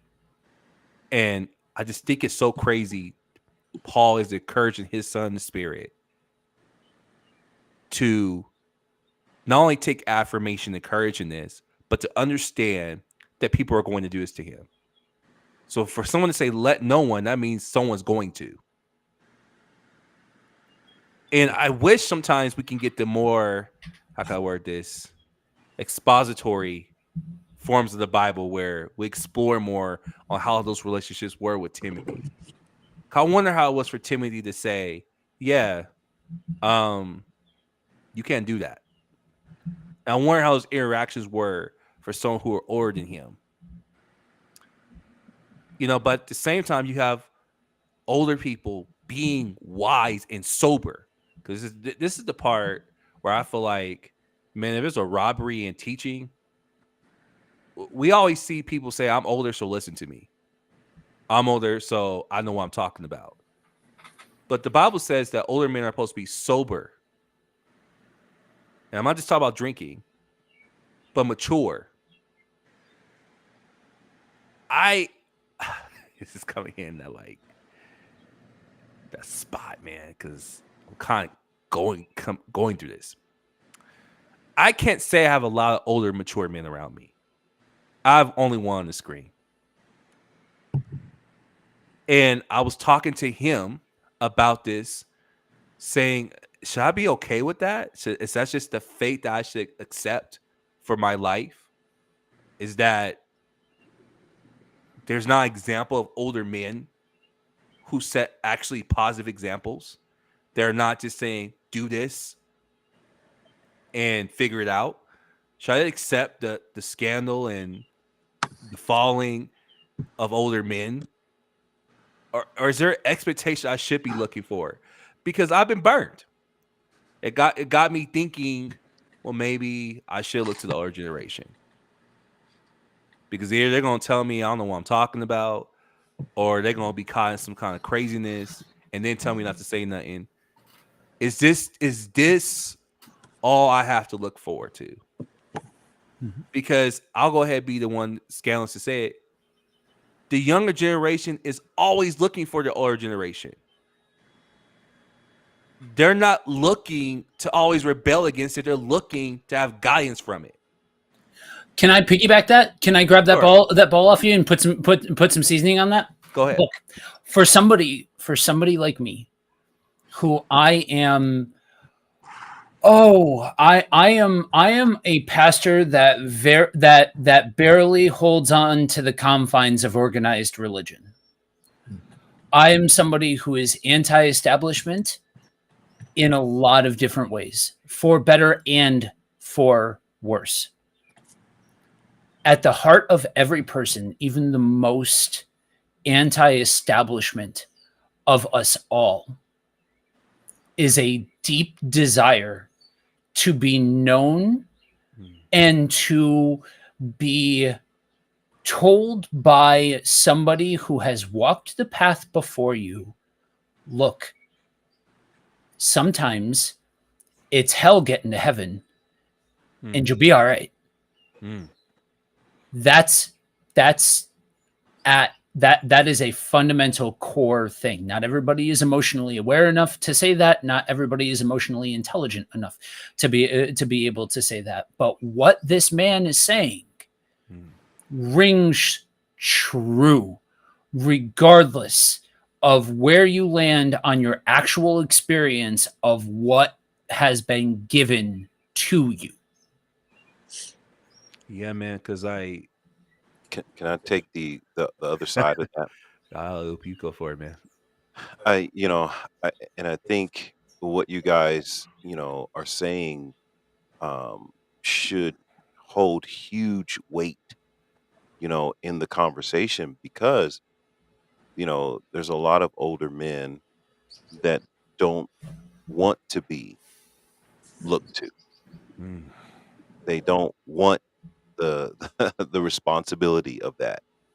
They're like, I'm trying to, they want to live their life. They want to be, and if you happen to pick up something that's cool, kind of thing, and I think that's what you're really speaking to, because when you settle in and you say, well, I've got to live a life that does create a path, that does give, signs this way or that way.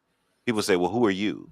Yeah, man. You know, what makes you think, that you, and it's really not about that.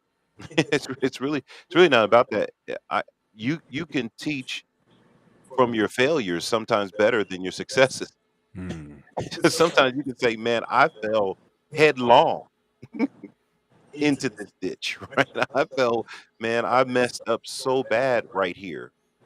And I had to recalibrate and rethink how I approach things because of this experience. Now, here's some areas I've done well in. I've been able to, but I think sometimes, the older generation, says figure it out on your own because they may have to tell you how they stumbled in order to help you forward. And Mhm. there's a lot of people, and I'm not saying this is everybody, I'm not saying that. So don't hear what I'm not saying, right? Mhm. I'm saying that there is a group of people that said, you know what, man, it was so hard for me.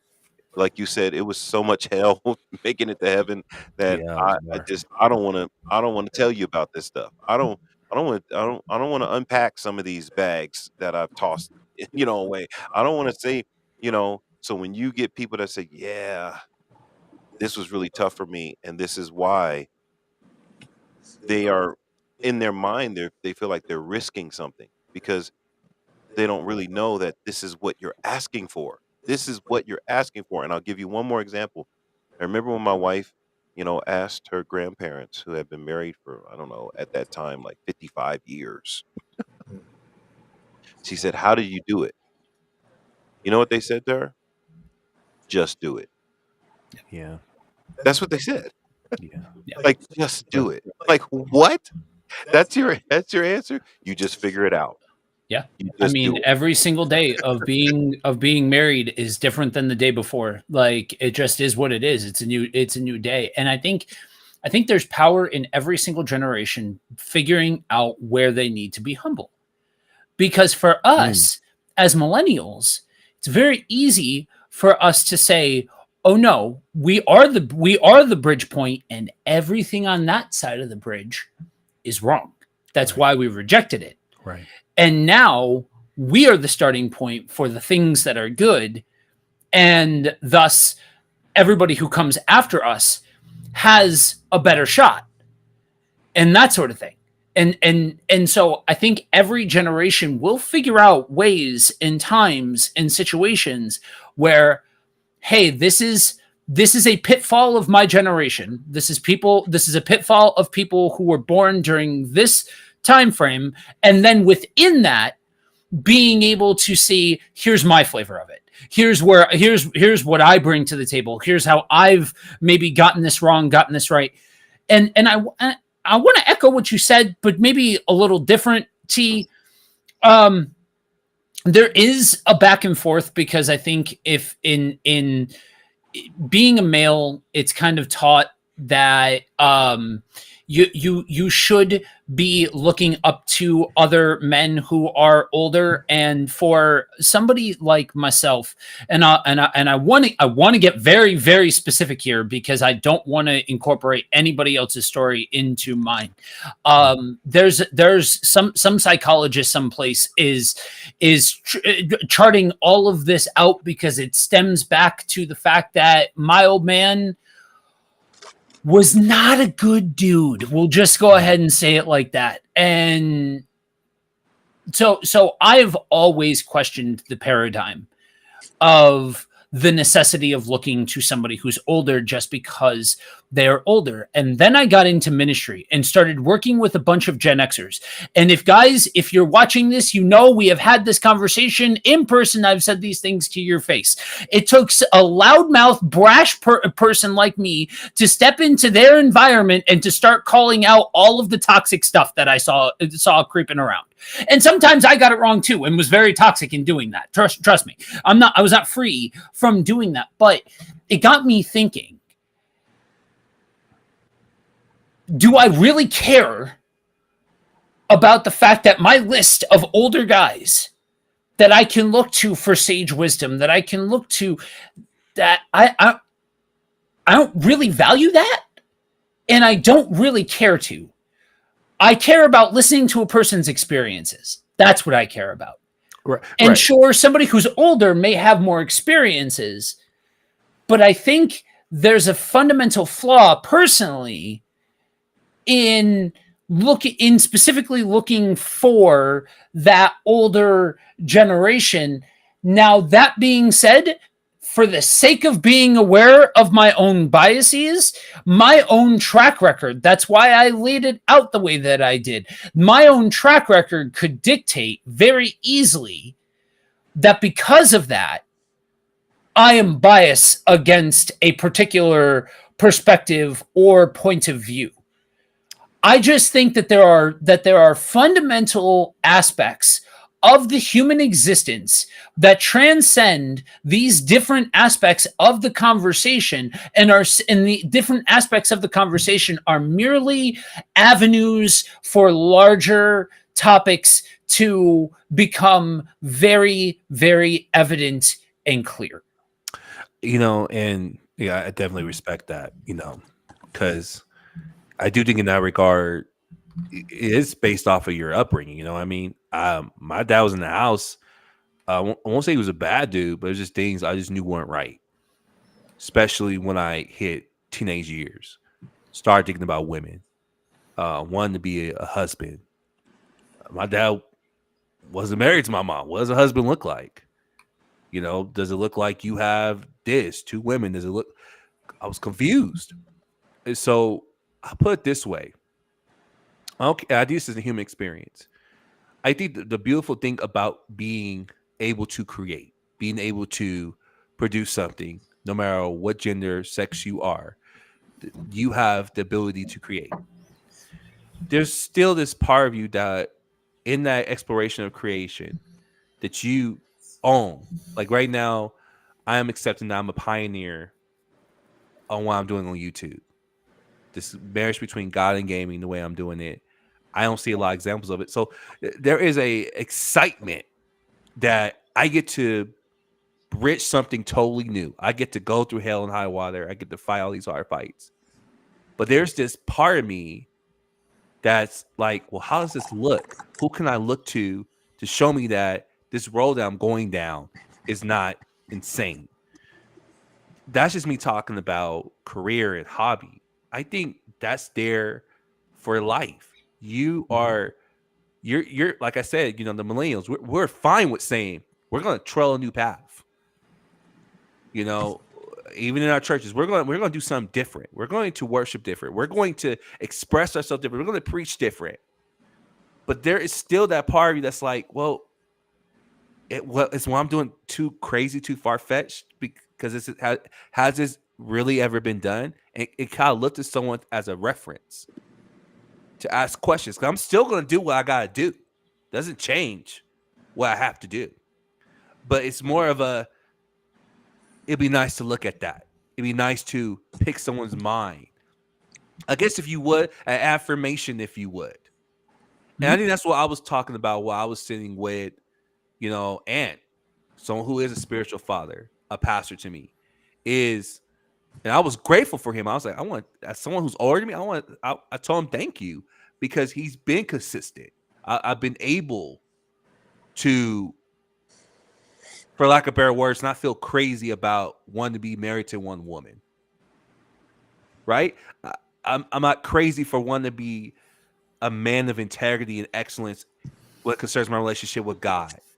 That's not crazy to want to fight hard for that, to fight every crime of addiction and lust in my life with fervent, because I want to please God such a way, because I do care about people behind me who are looking, right? To someone now to go the other way with that, right? I'm someone now speaking to someone younger.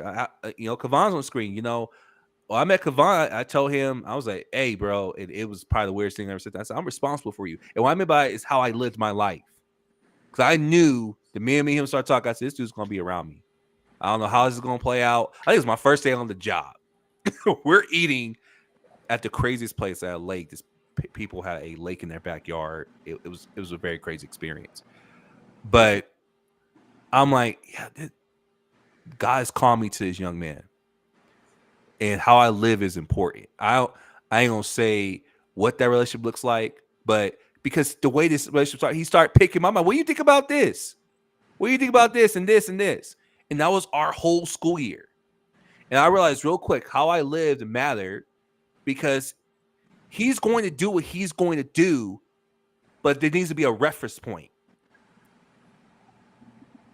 He needs to know when all doors are closing because of integrity that, yeah, you can still stand in your integrity and still go forward. He needs to know that the things he's talking about are not crazy. The passion that he has to want to be used at a young age is not a crazy thing because I was his age feeling the same thing. And, it's like we don't want to continue to blame and point fingers, right? But, yeah, I agree 100% with what Ant said is that it hurts because what I've seen with my eyes, I'm not trying to say it's for every person who's older than me. It's like they just don't want that. It's like he said perfectly, I don't got time. I'm trying to do my own thing. Or it's the embarrassment of, I want to clarify a couple things because Ant's not the only person. I have a father-in-law who I talked to this morning that I have great respect for. And I don't know if he's watching, but he was an example. So I want to clarify that too because he's been a powerful example. He's a man of God. Raised a credible woman of God that I'm married to. But there's this thing of, well, I want you to see that. So I want to talk about it, right? And I get that. I relate to that. So if you're a person's older, I get that. Because, man, having bro in the house, I'm like, I didn't want him to see that. But I got to talk about that. One of the most dynamic things that I continue to be amazed by is, I think it's 1 Corinthians chapter 11, the first verse, right, where Paul's saying, imitate me as I imitate Christ, right? And when I first read that, I'm like, okay, like that's pretty cool. But as I continue to dive in it, and we've been talking about it for the 2 years that I've been with Sure Foundation. That's crazy. It needs to come up. Yeah, it's like, man, it's such a powerful thing because I think TCU has said it earlier that a lot of times our reference point is you do this because I told you, or you do this because I'm the older, right? I had the experience, right? You follow me because I've been there, I've done that, right? You always hear that type of verbiage, but I think that in this walk of Christ, it's more powerful than experience, right? Not to say that you throw experience away, but it's in conjunction with my relationship with God, right? You're not following me because it's me. You're following me because I'm going after Christ, right? And when I'm going after Christ, there has to be a change. There has to be a transformation. And there's like a radiance that you will see, right? And from there, that's what I want you to follow. And I think that for older people and even myself, right? Because there's kids that look up to me and there's people behind me as well, right? That's the part that we gotta grasp. It's not to, it's the part is we all have to follow the rubric that God has given us, right? And that's Jesus Christ. And from there, that is how we can be able to bridge these gaps, and that is how we can be able to fill in these holes, right? And then there is some relatability, right? Because I feel like the follow me is personal. Hey, follow me because there's a relationship here, right? I trust that you can trust me that I'm going to be going after Christ, right? And so being able to have that strengthens the bridge, right? Because of the relationship, because of the relatability, because of the different experiences that happens, right? Like TC was saying, and even Apostle, man, I feel like sometimes Apostle be like trying to copy me. You know what I mean? It's like he's like too much like me. Oh Lord, what the? What the?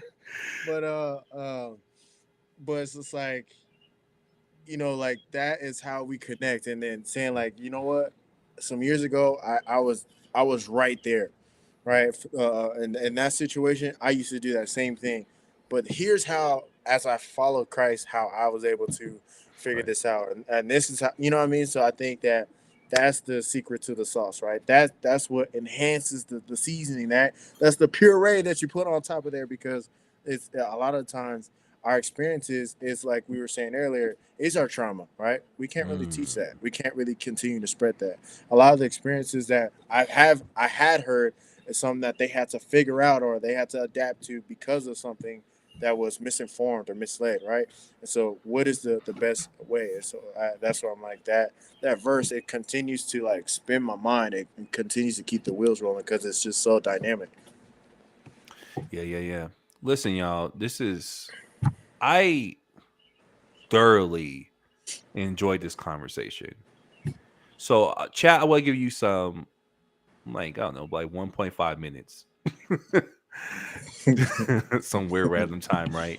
For you to get out your last thoughts, because we want to hear, gentlemen. I I like this.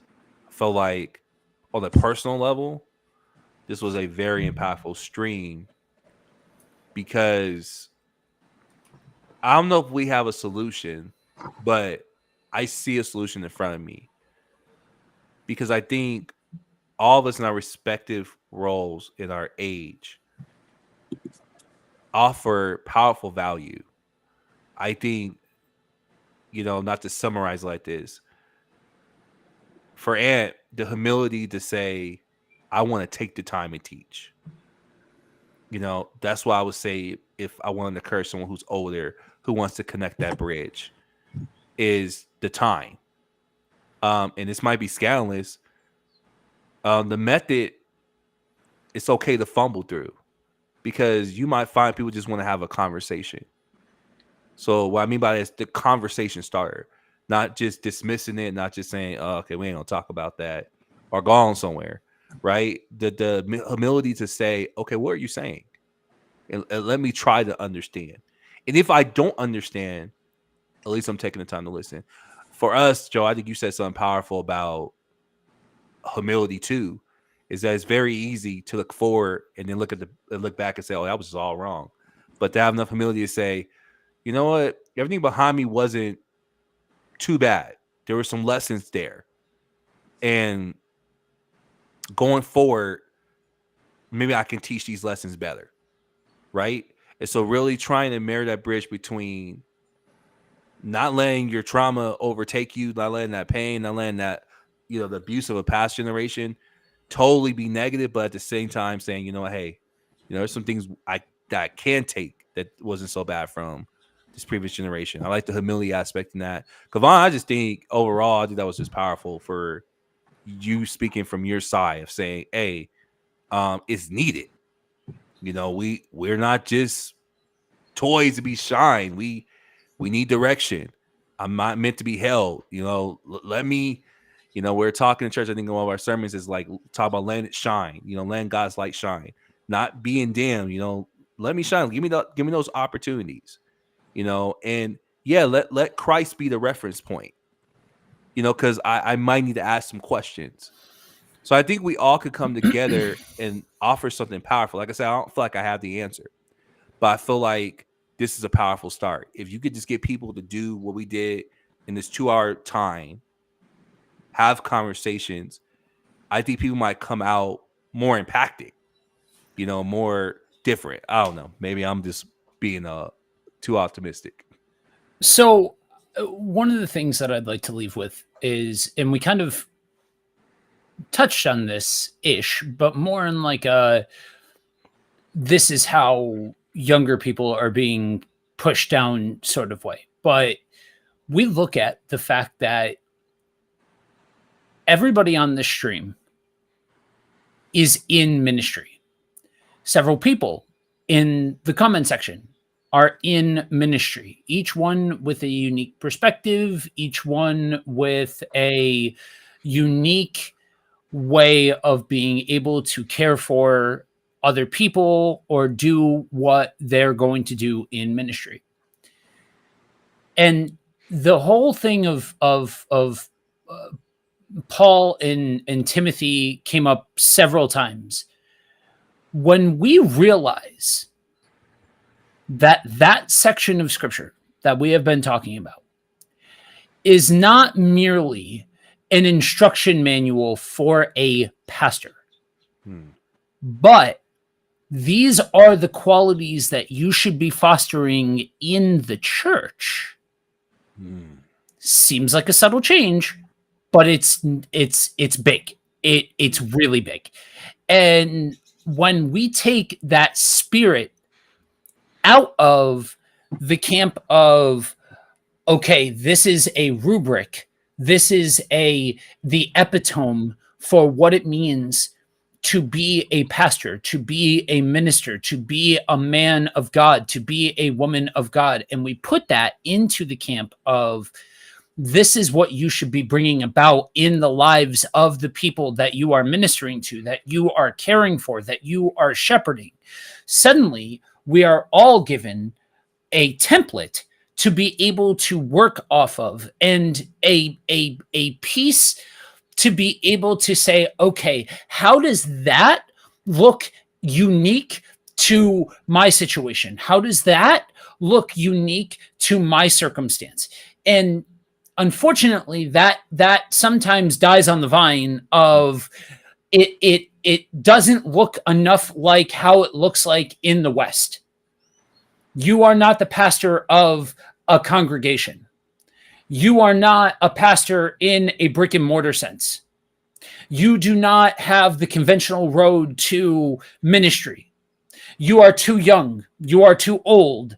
You do not have the right color skin. You are not the right gender. Whatever that, it's all arbitrary. That's why we can all put that pin in a different place and be able to have very valid experiences about how even those closest to us have told us we are not enough. We are not good enough. We are not enough of something, because the emphasis was taken off of what should you be doing and put onto what makes you qualified in my eyes, from my perspective. And one of the ways that I sometimes I think it's a great blessing, other times it gets me into a lot of trouble, but what somebody else thinks of me, I have built up enough calluses that what somebody else thinks of the path that I'm walking, oh, you got to prove that I should care about what your opinion of me is. Like, that's for better or for worse, because a lot of people have had a lot of opinions, and oftentimes it's born out of this much information when the actual picture is this. And so I can love on somebody. That doesn't mean that I give them the real estate to be able to judge where I'm at. And so carry forward bravely, unabashedly, for the young and the old, from the conventional to the non-conventional. Carry forward bravely that desire to foster those things in the people that you are caring for, the people that you are around, and in the way that your situation dictates that you are going to, because each one of us is unique. And when we look at the connective tissue of the kingdom of God, when we look together at the body, precepts, stereotypes, artificial lines, all be damned. Every single solitary one of them. The Bible standard is what matters. You can have people who are rooting you on, people who correct you, people, all of those kinds of things. but it has to be, but keep it in the realm of, does this person have the right authority and knowledge to be able to speak into that? And if they don't, move forward. Amen. Your closing comments? Yeah, I'll say this really quick, and Mm. I agree 100%. With what Joe was saying, and I would just, in addition to that, I was sitting here thinking, and this is the way my mind works. You know, uh, I think it's James chapter 1, and I believe it's verse 19 that says, "Be slow to speak, quick to hear, slow to wrath." And that's one of my I guess I would use that as one of those verses that really guides me. And so when I thought about that verse and I thought about this conversation, I began to think, okay, so number one, we have to be willing to listen. If we're not willing to listen to each other, then forget it, you know. But Mhm. then after we've listened, we've got to get clarification. We've got to get an understanding. Because if we don't understand each other, then what do we have? And once we understand, then I think we're able to connect, Mm. because that's where the connection comes, is because I do understand where you're coming from.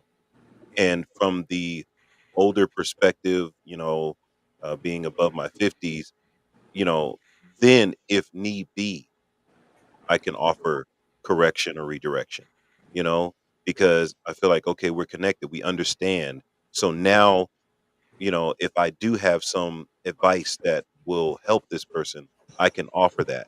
But then to encourage them to be who God's called them to be, to encourage them to go forward with confidence, not to make them tentative or make them fearful that I'm going to mess up. Because I think when we do that, we don't see the greatness and the brilliance and and all of the things that could be accomplished by a younger generation that is not bound by the issues that I have, right? I think Joe said it earlier, and I agree.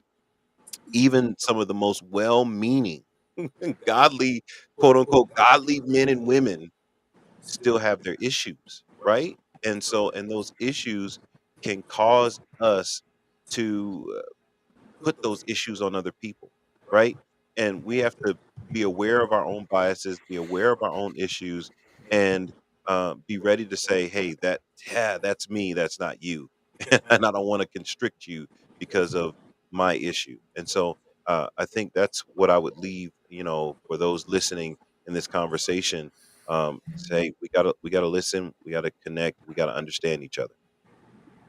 Amen. Good stuff. Well, um, as we land this plane, couple quick announcements. Listen, if you guys like Let It Rip, we are here every Saturday, 7:30 MST. And Joe, what time is it for standard time? 9:30. 9:30. You guys can always catch us here. Listen, even after the stream is over, you can still comment. We want to hear from you. You can still ask questions. You can message us. We're totally available on the page at all times. Want to do some shout outs real quick. Kevon, I know there's a couple things you're doing. Do you want to tell people where they can further find you? 'Cause I know you're starting to really get into more stuff. And first off, let me back up. I want to say thank you for being with us today. We actually, he's going to be with us one more time. We have another stream that's going to be powerful coming up for you guys. But, sir, we still want to say thank you for making the time to spend time with us and, share your insight. But, yeah, where can people find you, man? What you up to? What you cooking? Um, Sure Foundation at 1350 Chamber. That's what I'm saying. Look at him.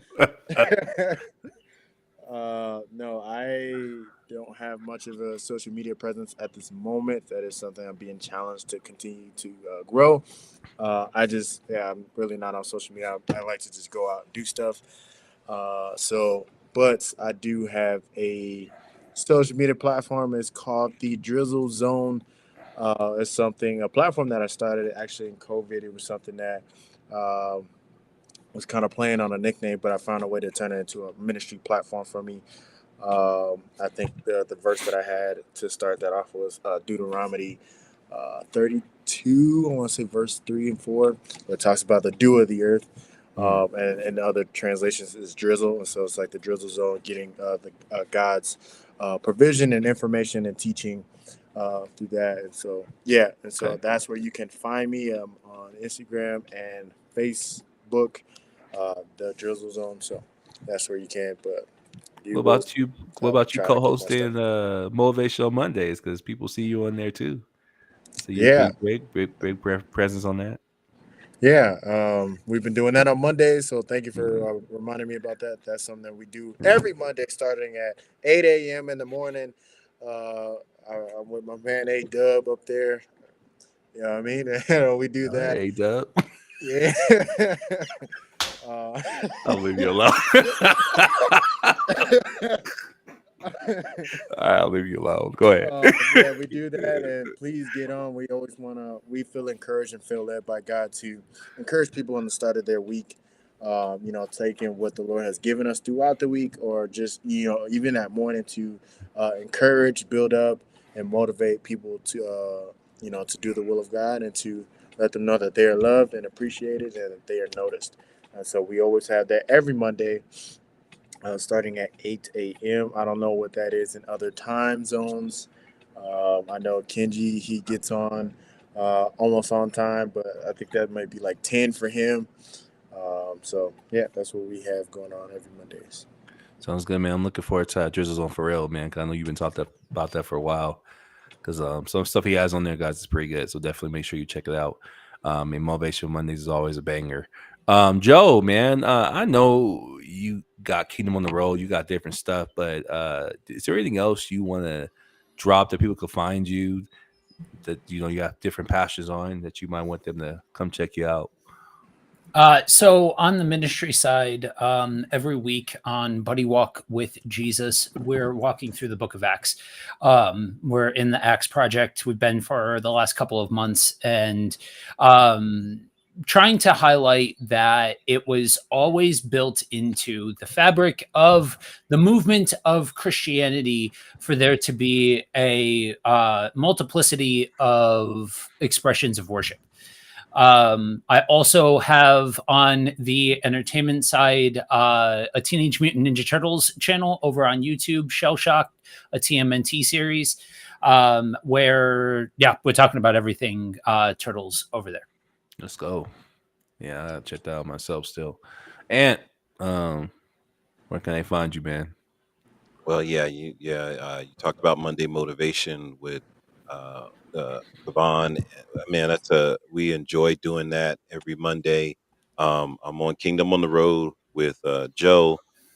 So, and then I'm doing a Tuesday prayer series with Alex Jimenez from he's right here from Aurora, Colorado. We've been teaming up to teach on prayers from the Bible, and so Mm, we just been breaking down prayers in the Bible.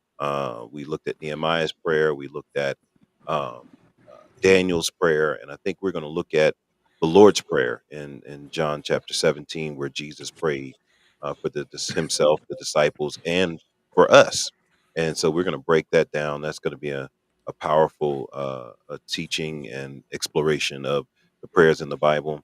And then, of course, YouTube, Anthony Wilson. Um, uh, if you type in prayer and Anthony Wilson, probably. obviously, I guess I pop right up. Yep. That's a blessing because it makes it easy for you to find. We do prayers every morning. Actually, I didn't do it this morning, but I will get it posted because this morning was I don't know, it was a lot going on. But we do prayer every morning, and then we'll post different stuff. And so, Facebook, same thing, Anthony Wilson or Love Thy Neighbor, whichever one you find, it should come up. So, yeah, pretty much on all social media platforms. Let's go. And of course, so you can find me, Pastor TC, literally by my name on TikTok. And you can now find me a couple changes on YouTube. I have now converted my channel into a shorts channel for gaming and sermons. So you just need a quick word on the go while you enjoy some gameplay. Follow me at God and Gaming, and that's on YouTube. And I just started a new channel as of yesterday. There's no content there yet, but you can find me at Pastor TC, the Gaming Pastor, and that's where you'll find more of my long form content as we talk about various topics of spiritual growth. Also, if you're here in Colorado, predominantly in the world, Colorado, come visit us at Share Foundation, 1350 Chambers, Suite 107. And I think, hope I'll butcher this up, zip code 8001211. Okay, I'm thinking about wrong. I'm thinking about my zip code, 80011, literally right around the corner from church.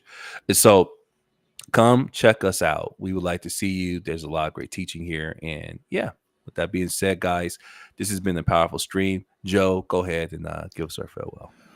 All right. Thank you all for joining us for another edition of Let It Rip. As Pastor TC said, even after the fact, we do pay attention to the comment section. So go ahead, drop any comments, any questions, any concerns about anything that we talked about today, and we will get back to you as advertised. Kevon will be back with us next week as we go through volume 2 of misunderstood or misused scripture. So be sure to tune into that one because it is sure to get spicy. But guys, until next week, we want you to remember 2 very important things: that you are prayed for and you are loved deeply. All right. Peace, y'all.